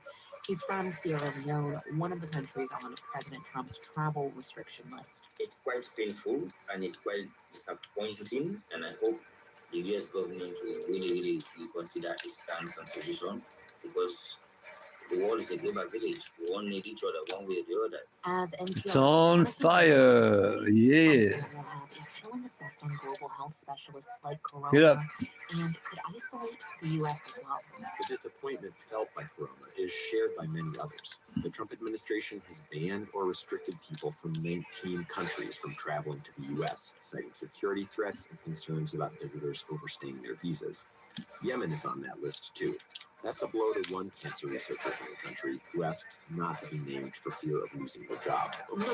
Yeah, level 8. They can contribute to international community work. They can contribute in the scientific community. Having such, absolute restriction for all people, I think it is not wise. She was supposed to come to California for a conference on cancer management this fall. She says not being able to attend will ultimately harm her work. We need to have such participation. We need to have such contact. And the impact isn't just on experts who live abroad. The United States will suffer consequences too, says Johns Hopkins University epidemiologist Judd Walson. International collaboration is crucial to global health research, he says, especially when it comes to tracking emerging health threats. Our inability to engage with partners from those places and really who can serve as eyes and ears on the ground to identify what a threats, disease, or joke. And then help us coordinate response just hampers our ability to have a meaningful coordinated response and ultimately will harm us. In a statement to NPR, the State Department said that individuals can apply for exemptions, but that there. And 36 more 2 stars now. Could be added to the list, according to a State Department memo reviewed by NPR. If that happens, Walson says the U.S. will become even more isolated from the global health community. Jonathan Lambert. Oh, here they come. There's a star nearby, maybe, I hope. I think I may have used it already, though, right? Some communities are scaling back Juneteenth celebrations because they worry about the risk of racial violence. Given the nationwide climate, we are heavily about making sure that people are safe. The challenges of Juneteenth and the latest on the war between Israel and Iran on the next morning edition from NPR News. Congrats for Morning Edition right here on Maine Public Radio tomorrow, starting at 5. All Things Considered on Maine Public Radio is made possible by listeners like you and by Curtis Dexter's Employment Group, committed to being trusted advisors to Maine employers for 50 years. CurtisDexter.com and the Lunder Foundation, founding partner of Maine Public Radio and Maine Public Classical.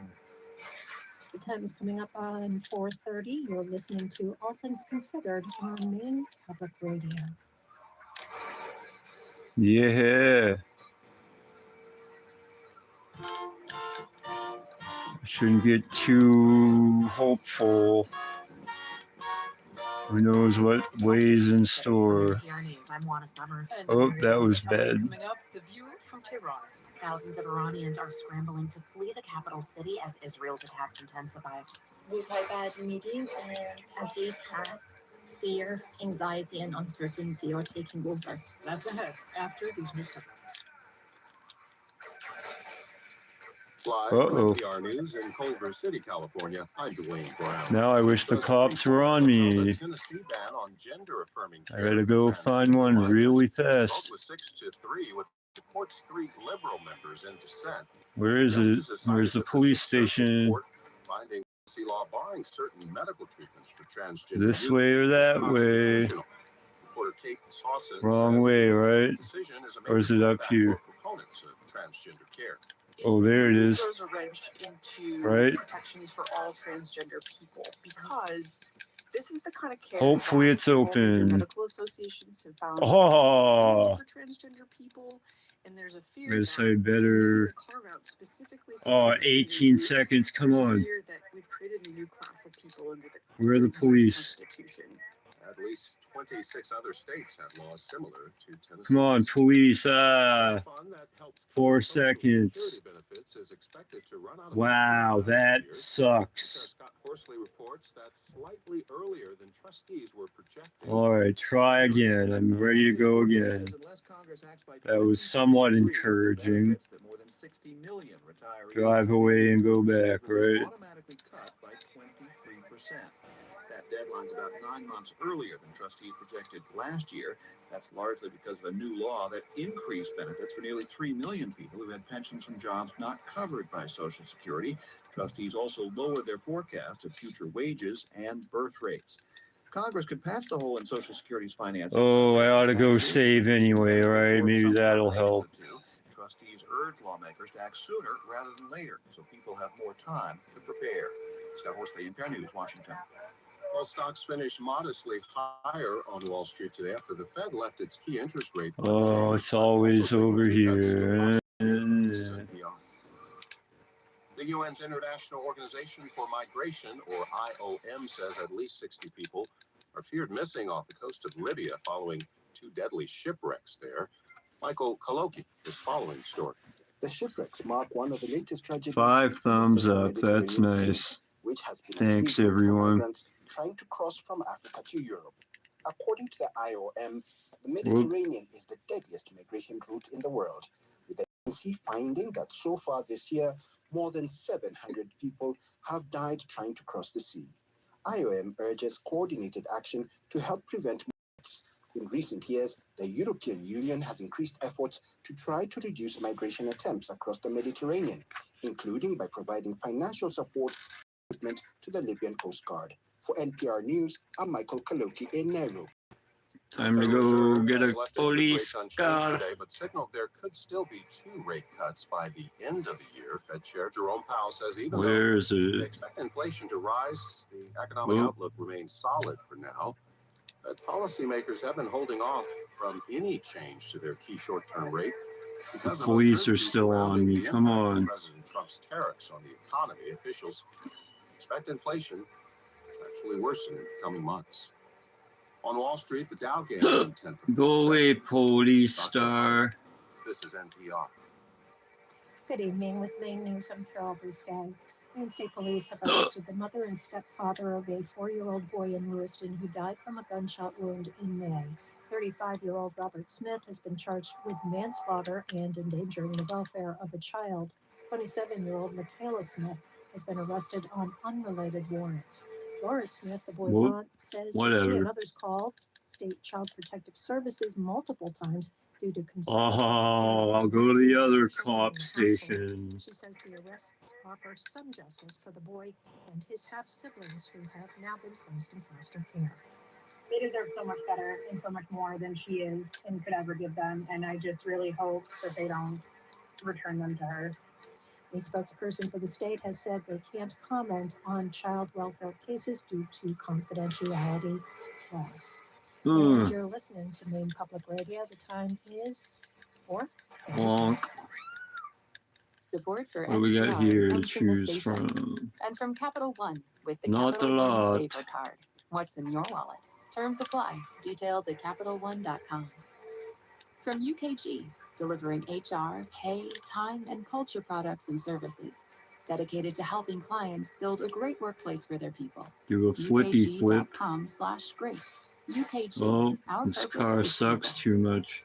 And from the John D. and Catherine T. MacArthur Foundation. No good at cars. mindfound.org. Try again.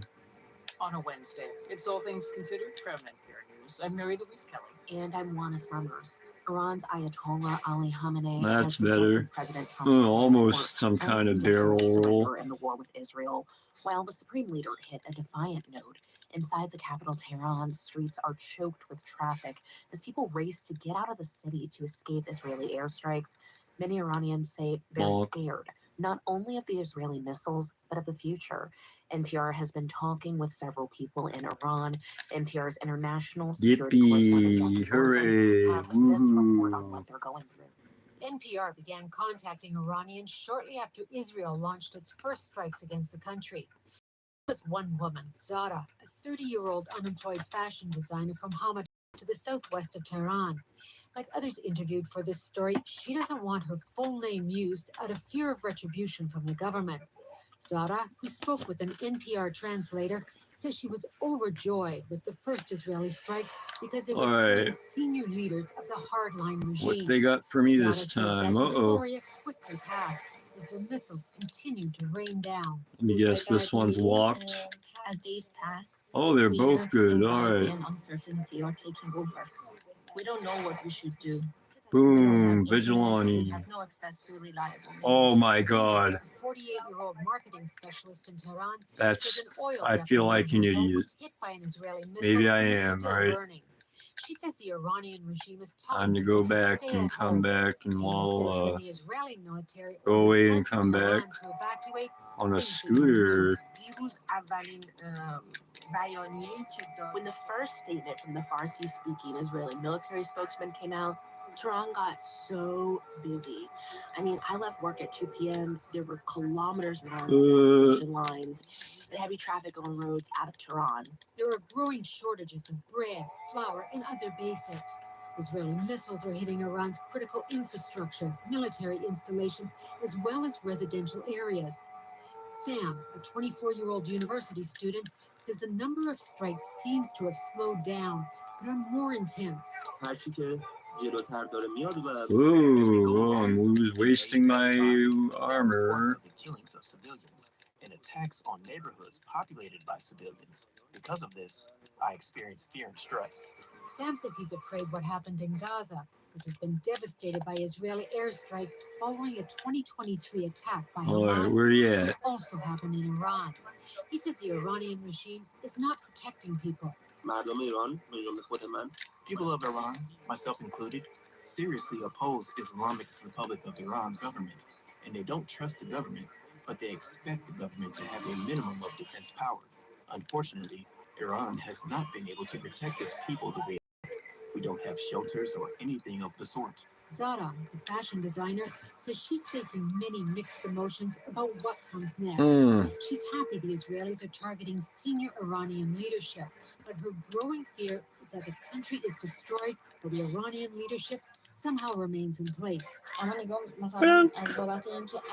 If all these destruction we are tolerating All right, where are you? bring this government down and doesn't give people some power, they're going to torture us indefinitely after that.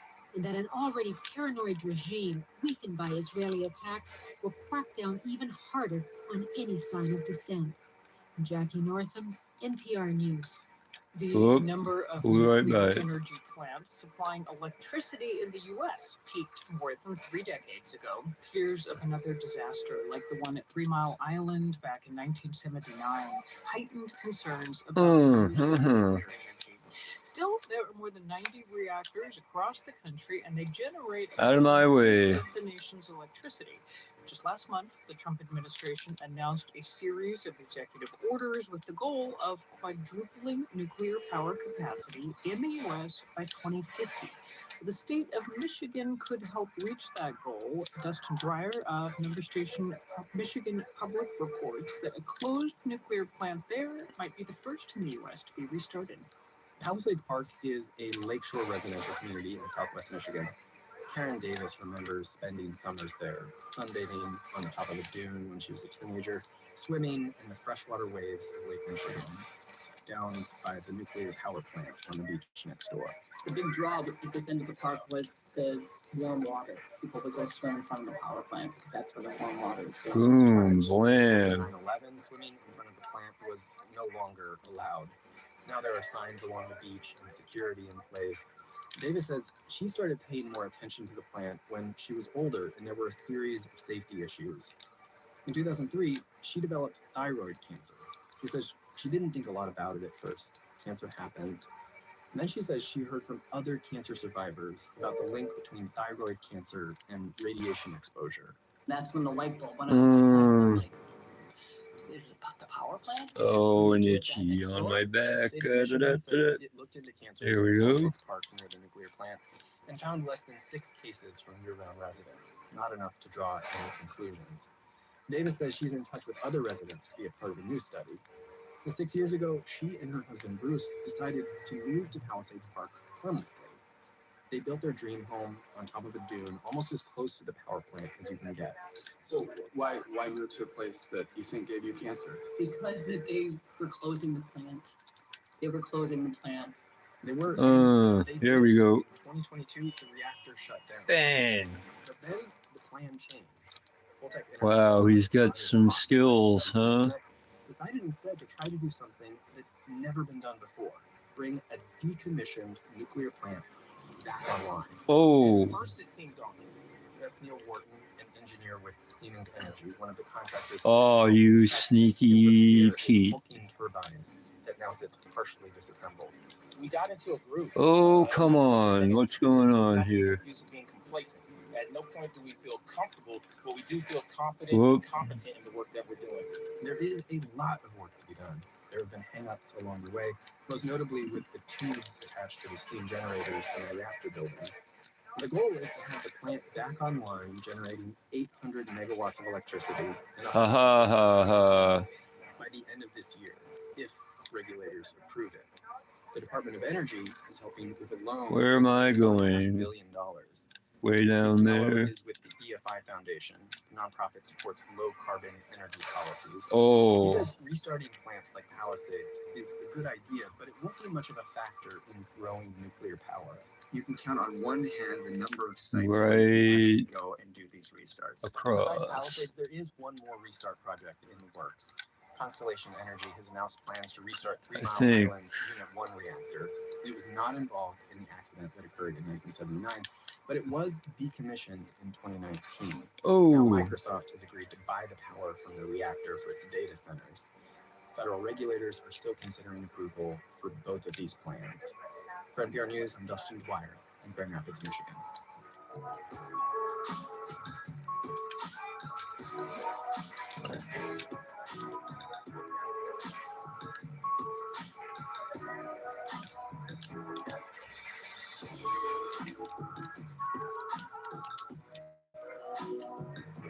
Gotcha. Ha ha ha.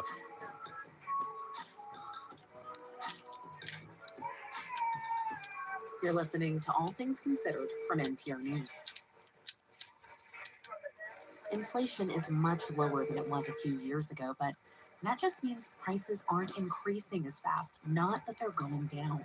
Prices at the grocery store are still higher than they were before the pandemic. Along the U.S. southern, some families find savings by grocery shopping in Mexico. Love when that happens. When the explosion kills them all. Festive mood. Savvy shopper Diana Garcia is in the produce section looking for the best prices. The Juarez mother says she sees a lot of people from the U.S. buying groceries here. And more are doing so, Garcia says, because of the strong dollar to peso exchange rate.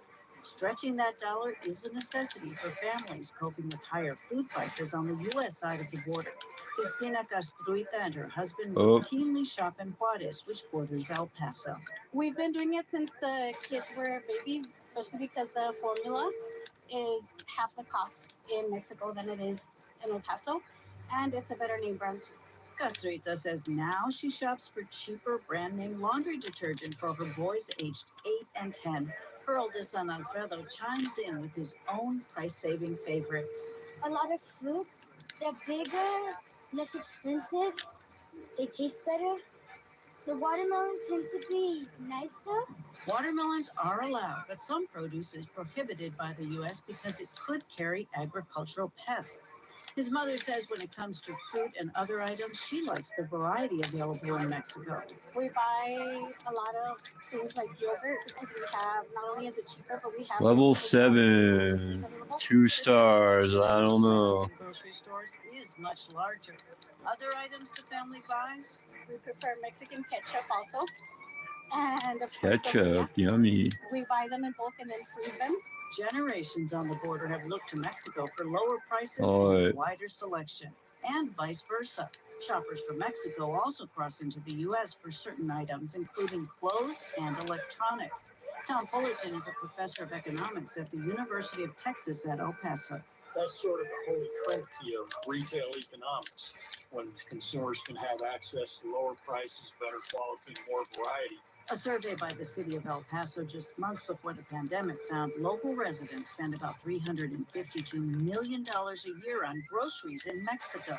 Fullerton tracks the border economic outlook in this region in an annual report. He expects higher U.S. tariffs to affect shopping behavior all along the border. From Brownsville all the way to San Diego, they'll cross the border and take advantage of lower prices as a consequence of what in effect would amount to a federal sales tax. Beyond chasing cheaper prices, it's a way of life on the border. The kids get a haircut, the family enjoys a meal, and time with other relatives, all in Mexico. Castruita says there are many reasons to spend an afternoon across the border. To save myself some money, to expose to their culture, I'm lucky they didn't up my star rating. Cheaper and delicious. For NPR Or did they? I can't remember if I had 1 or 2 Mexico. before I killed that guy back there. All right.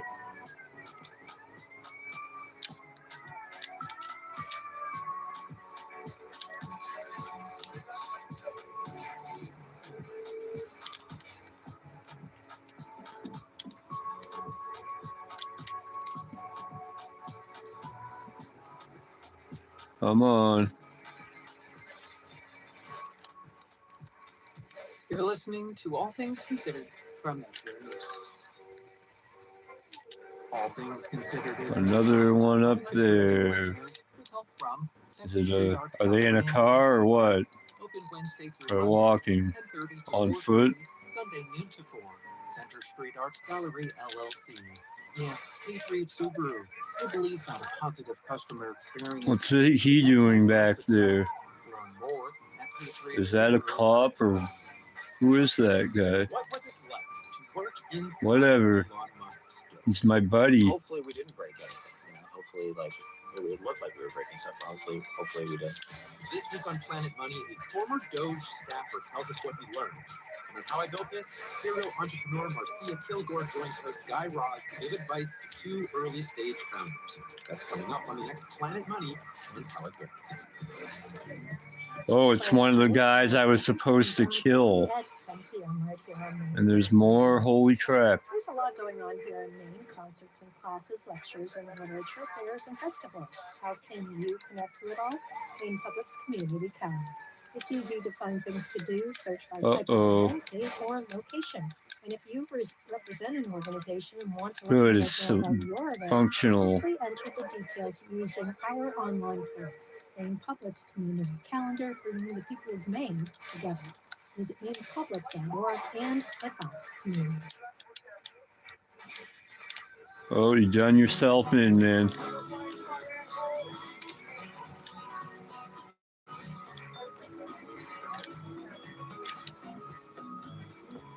Level 8 again. All right, this is usually where it's been going wacky. And I need armor. Oh boy.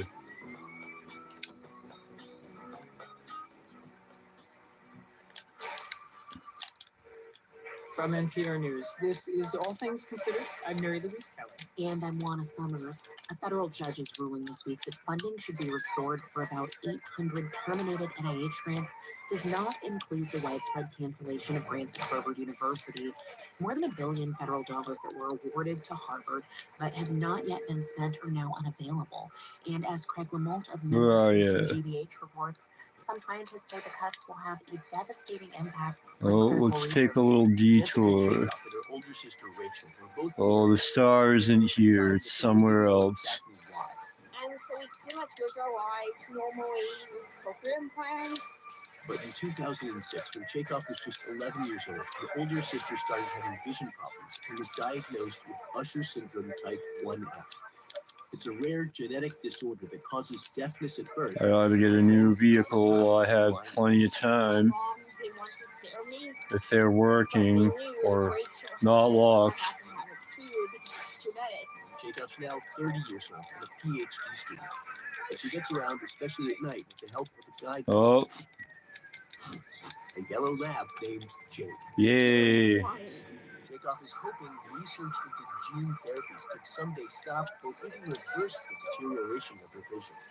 But she worries cuts to federal research, especially at Harvard, could mean that therapy won't be ready in time to save her sight. I don't want to go blind.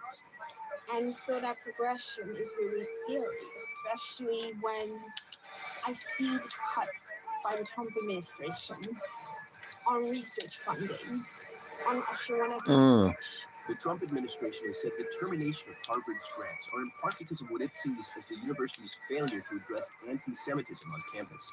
Usher 1 Act, which is thought to affect somewhere around 10 to 20 infants born in the U.S. each year, is particularly prevalent in people descended from Ashkenazi Jewish populations. I get really angry because the Trump administration claims they're protecting us. They're not. All right, who's up? More of them. All right. Oh. For Ashkenazi Jews, Jewish diseases. Jacob's parents run a foundation dedicated to supporting the development of gene therapies for Usher-1F. In 2017, Dr. David Corey, a Harvard scientist who'd been studying the protein that's affected in these patients, met Jessica and her sister at a conference hosted by the foundation. And it was really meeting the two daughters and seeing how well they're bearing up with the challenges of the disease that we said, you know, we might be able to contribute something here if we do. You. Corey says they now have a good understanding. I still have a good amount of time, right? With Usher-1F. Because we know so much about it, we could Whoop. design strategies to deliver a normal copy of this protein, first to the inner ear and then to the retina. Corey says it's going to take more research before they're ready to begin human trials of gene therapy that could fix Whoop. that protein in patients. He currently has 2 grant applications submitted to the National Institutes of Health. But even if they were scored very highly by the review committee, it's would ever be awarded to Harvard. That would really slow down the research. Already, some of his research has come to a halt. They're going nuts back there, it sounds like. Supporting basic science. Oh. The NIH did not Oh. want to request comment. To be at the verge of developing therapies finally for some diseases that we could only diagnose for decades. And then to have the rug pulled out from under us for the whole scientific enterprise is really discouraging. They're all going to blow up, right? Whoa. Hello there. He says when that happens, his grant applications will be there, ready for Jessica Jacobs hoping he's right. She's confident gene therapy. Come on, this is happening again. For any rare disease. As long as she says I'm here. Federal funding, it's a fair. I'm right here, idiots. Oh, and it flips over. I'm screwed. There's a car.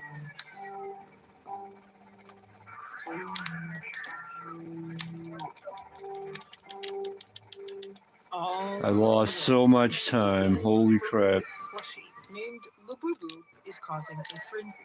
In this week's Word of the Week, NPR's Juliana Kim explores the meaning and story behind Labubu. Whoa, man. Tells us calm down. It looks like a monster from Where the Wild Things Are, but when Hong Kong artist Ka-Sing Leung created the character, he was setting out to draw an elf, inspired by the Nordic fairy tales he read as a child. Oh. He is one of the characters in his illustrated book series called The Monsters that debuted in 2015. A few years later, Leung teamed up with the Chinese toy company Pop Mart, and from there, the plushie became a global sensation. Where are you? They're kind-hearted and eager to help, though their good intentions can sometimes lead to chaos. Today, Labubu sparked long lines outside toy stores, sell out online within minutes, and resell on secondary markets for double or triple their original price. Last week, a life-size Labubu sold for 6 figures in China. Where are you now? But what the hell? Everyone's dead. All right, good. Took a minute to kick in. Blind boxes, meaning what's inside is a surprise. So I think it's evolved into something that feels like a very new phenomenon. I feel like it probably has some roots in the Japanese monkey bag. Michelle Purnett, whoa, close one. Museum of Play in Rochester, New York, says those bags were full of leftover merchandise. She showed me a blind box toy she recently bought. It was from a series of classic Disney character plushies. Oh, what a screw job. Is that the one you wanted? Yeah. Oh. Yeah, I wanted Daisy or Minnie. So. Oh, no. Oh. So I'm going to have to reload the game. I'm going to try one more time. Mystery, like cereal box prizes and capsule toys from vending machines. Even trading cards such as Pokemon. Lost a lot of chaos and kills and whatnot, but whatever. Stems from childhood nostalgia. Wow, that was obnoxious. Why can't I do it? Maybe I'll try using the sirens. I'll turn it down a bit. It helps us have fun, engage with one another, and stay young. Gonna listen to some tunes here. Anti-seed. If it'll play the CD. Function.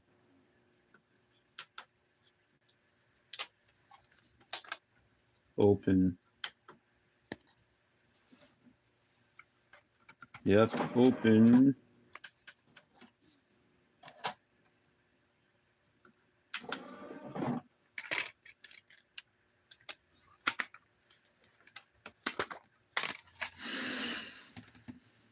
Alright, play. It's playing.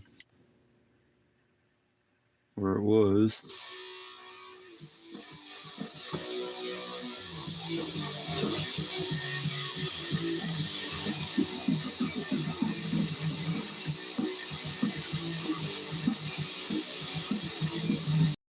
Alright, time to try this again.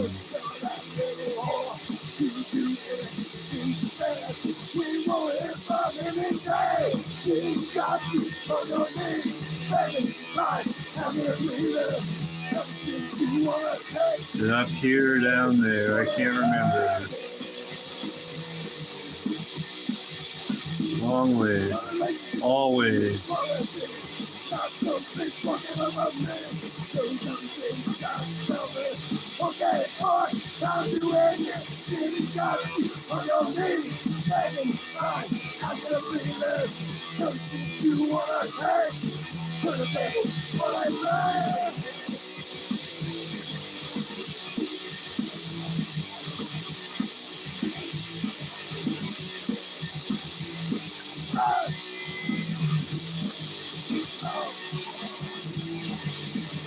Alright. Maybe that'll help get people out of my way. I don't know. Sometimes they go in the middle of the road and it's annoying, though. Oh, I'm already flipped. Whoops.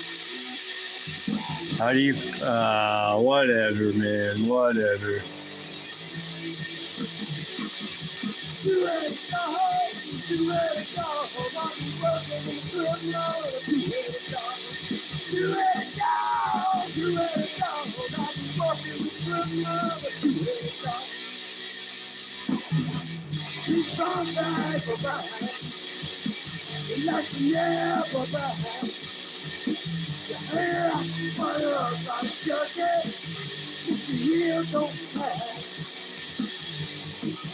Alright, let's start it over. Oh.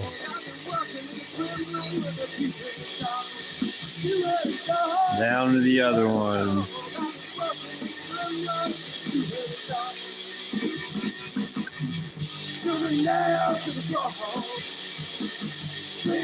Wee.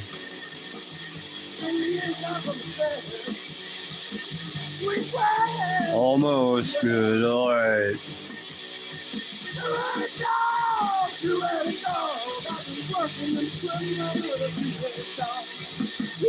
Woohoo.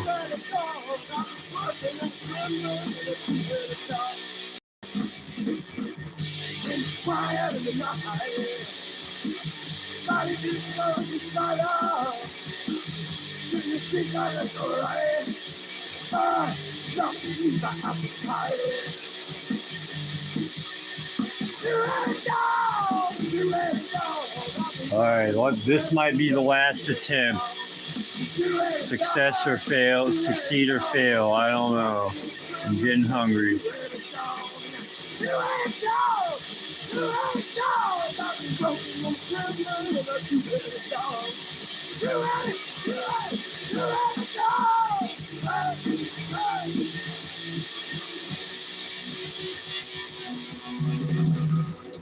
Pow.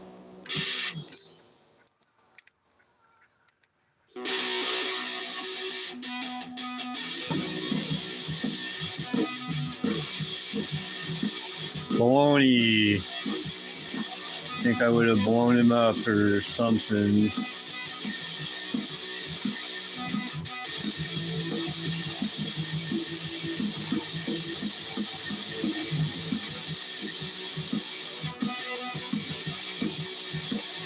My sirens are off.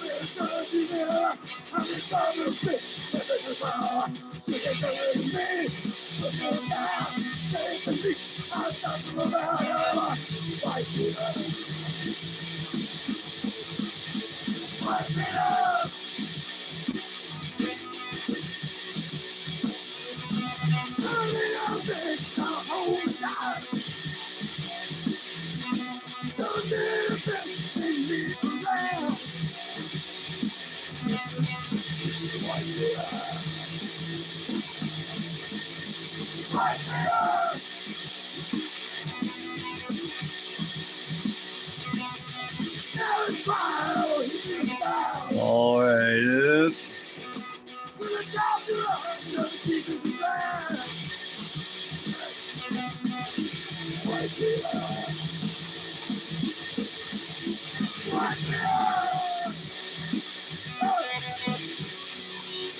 What the hell, man? This car's driving isn't even that strong. Doesn't take that much abuse.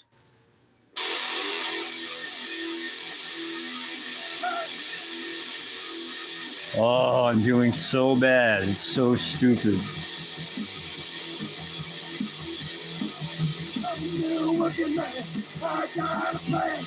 I'm looking for the slip of my cash. Do it every day, I'll be there.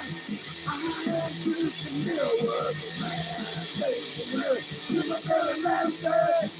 Oh, I'm already in bad shape car-wise.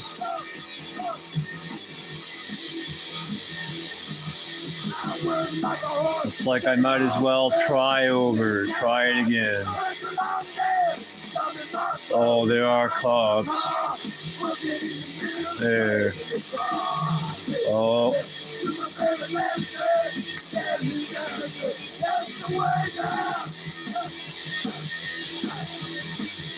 Oh, whatever. I think it's time to try again.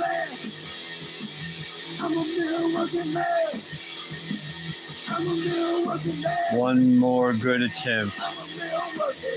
Oops.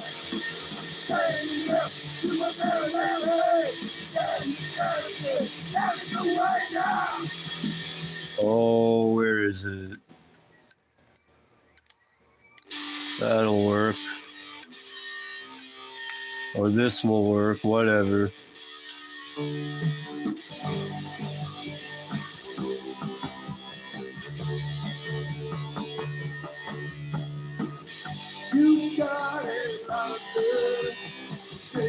Oh, it's right there. What am I caring about this crap for?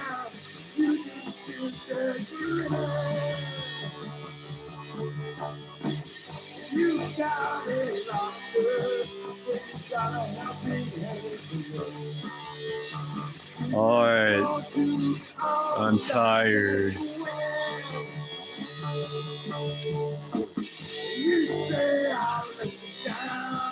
All right, now what? One more try here. It could be the try that I succeed, right? Or something.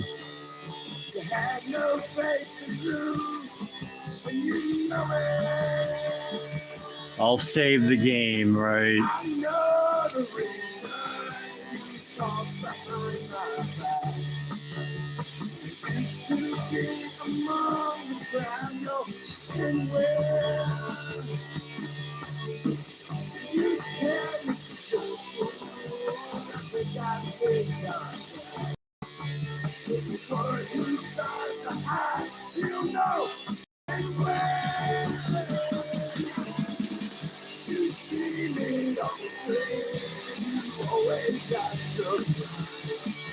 You say, how are you good luck?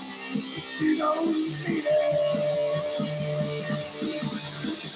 You know it when you live without paralyzed.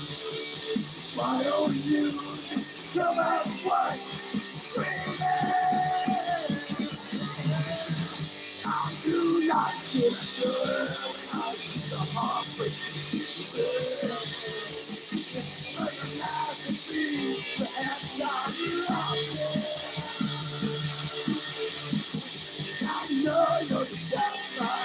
All right, one last hoorah here.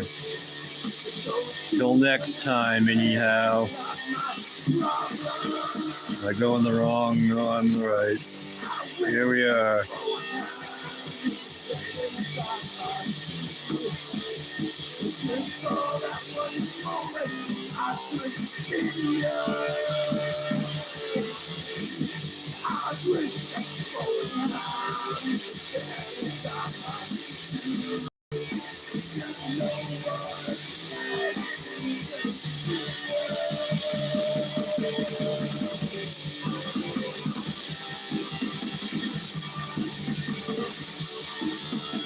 Come on, get out of my way. Where are they?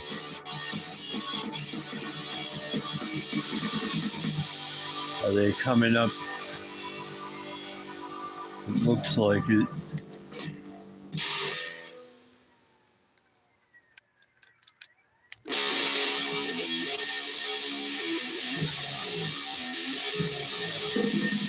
Oop, I kind of went. Whatever, I'm getting there.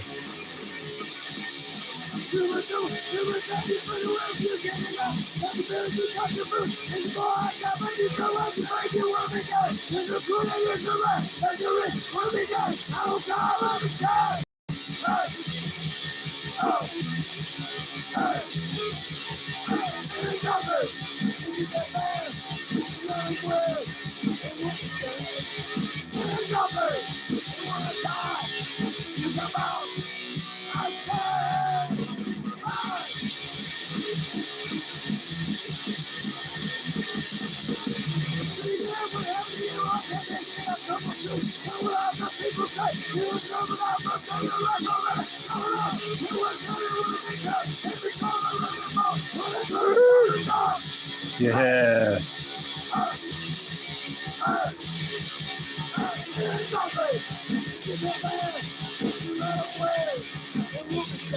Oh, I didn't hit him head on. Oh well.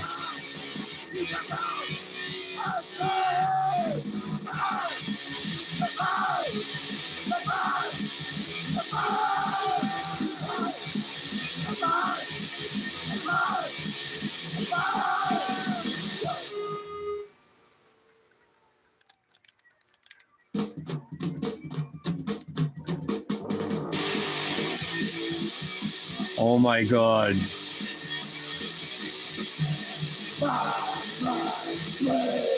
Going in circles here.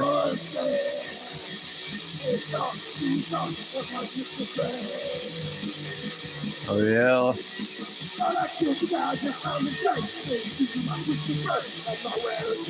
Ah, try again.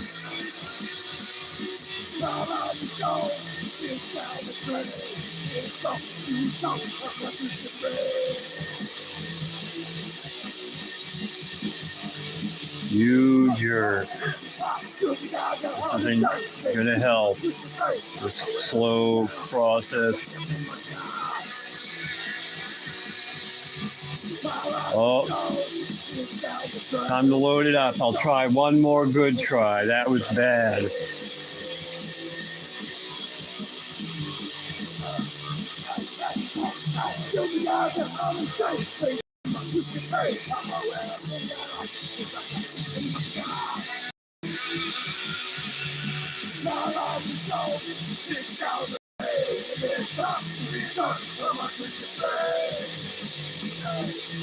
Go get some cars.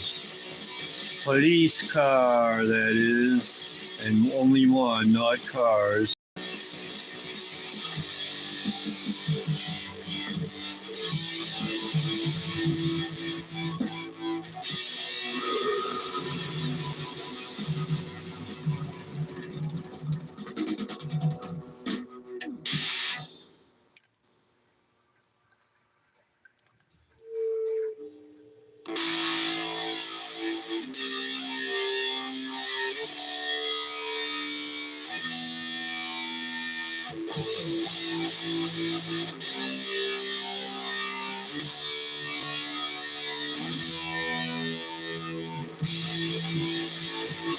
All right, let's go for it.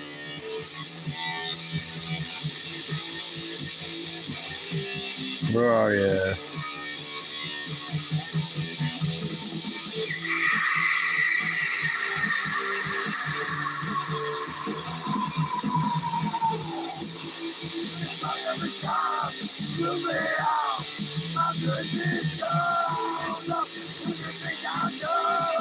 Pow!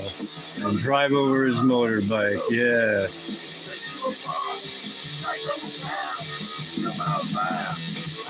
Where am I? Alright.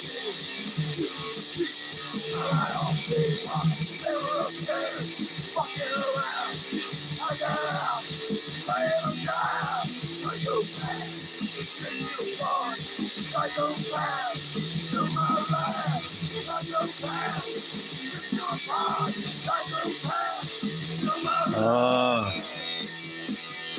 Oh, of course, there's a cop nearby.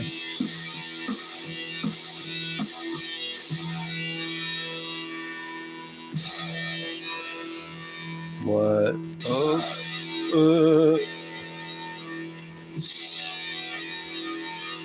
So horrible. Come on.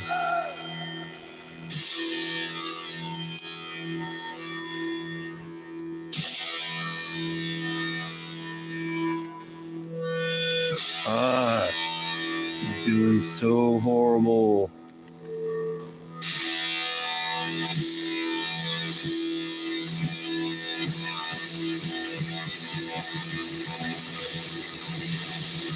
Baloney.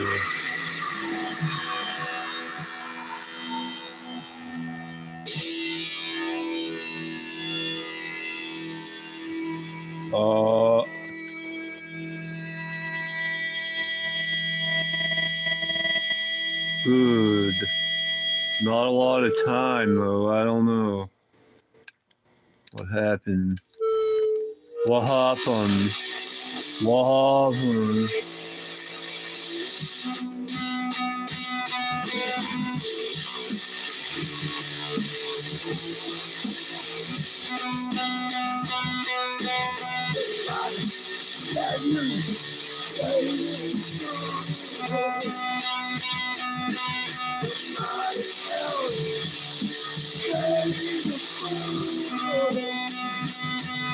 Wow.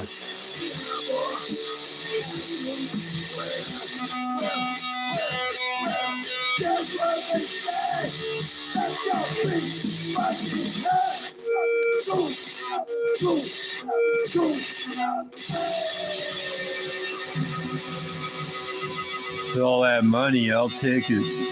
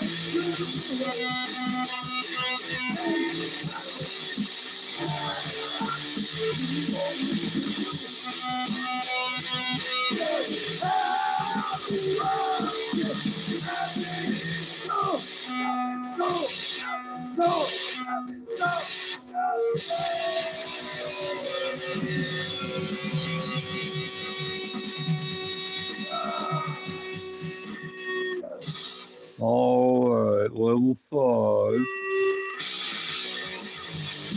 Yeah, I'll take one of your cars. Nah, mine's alright, it looks like.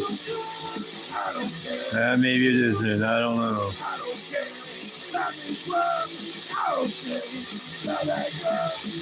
Come on, it's only 2 stars. I don't care. I don't care. I don't care. About this world. Wow. I don't care. I don't care. I don't care. I don't care. Goody. I don't care. I don't care. Whoops, I shouldn't have done that.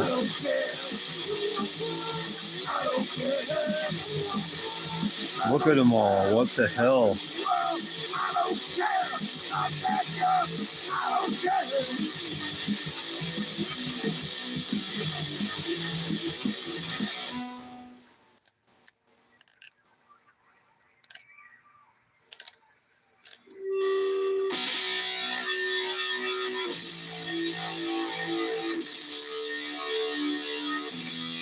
Oh.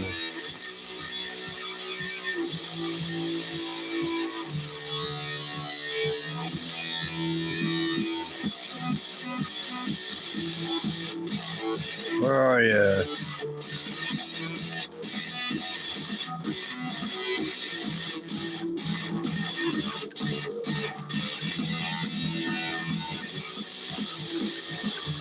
Give me that.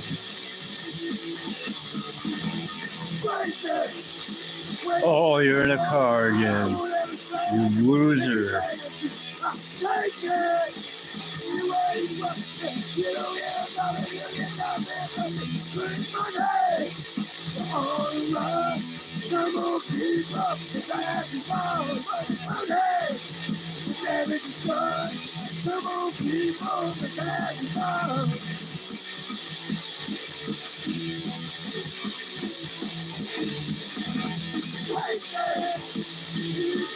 All right, 7 minutes. That's not too bad.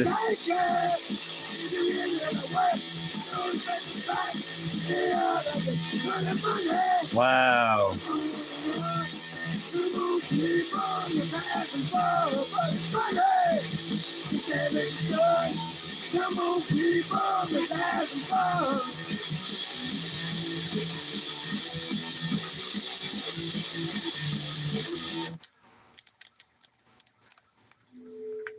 Oh, is he over there?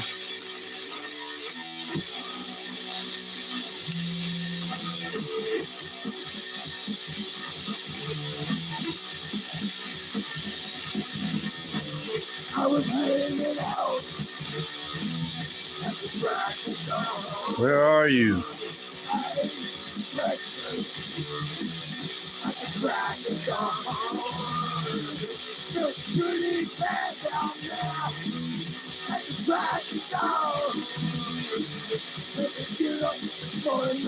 Come on.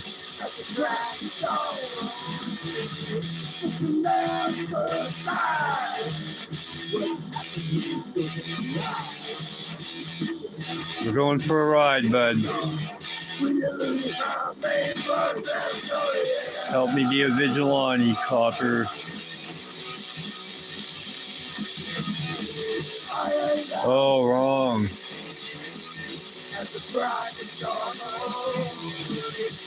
Where's that star?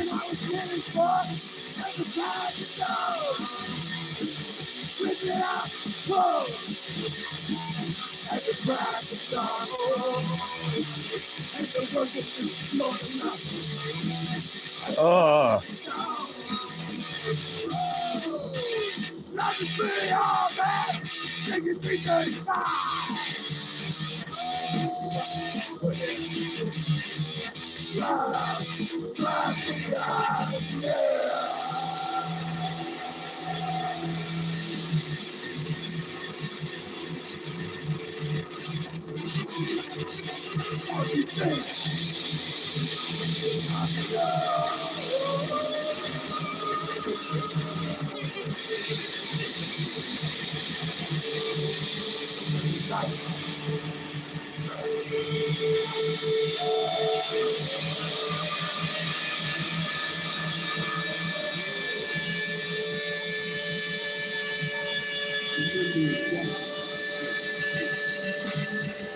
Uh-oh, I need a new vehicle.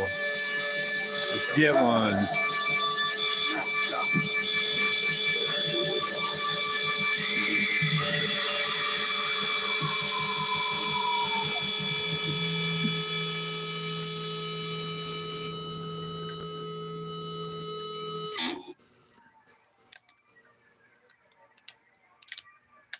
This is a lovely. Oh, there's a star. We want to dedicate to our friend Jim Baker, who is going to prison real soon. This is entitled, My God Can Beat Up Your God.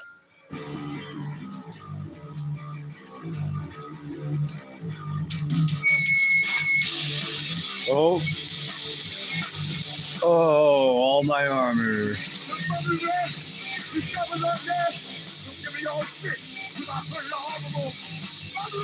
Come on, police, where are you? There you are.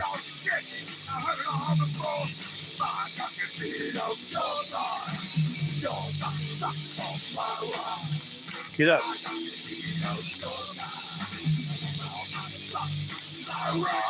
Alright. Well, looks like this, I don't know. We'll see how it goes. Oh, a busted car here.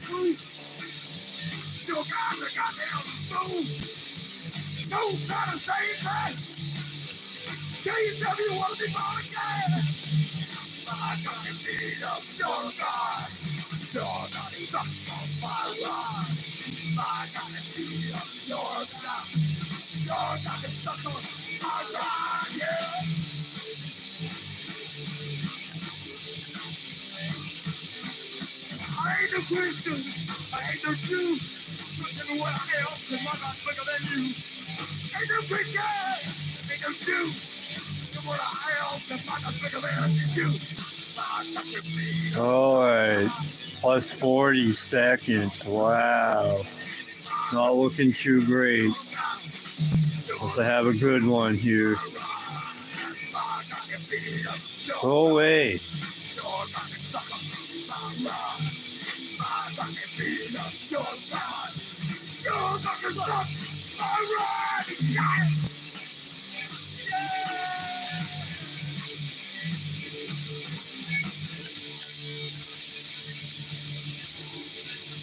Bad news here.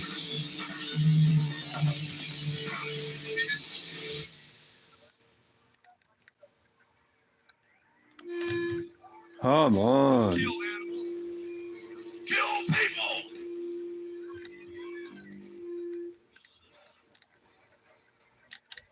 Where? Everybody's heard about the way.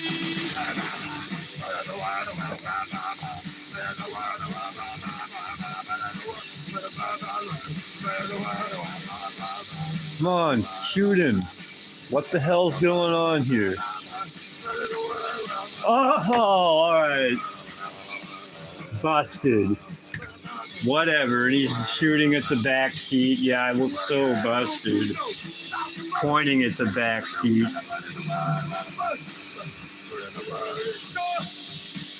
Alright, that's enough. Enough for me today. 4 hours and some odd minutes. I'll probably play again tomorrow. Alright, bye-bye. Thanks for watching, anyone that watched this or whatnot. See ya.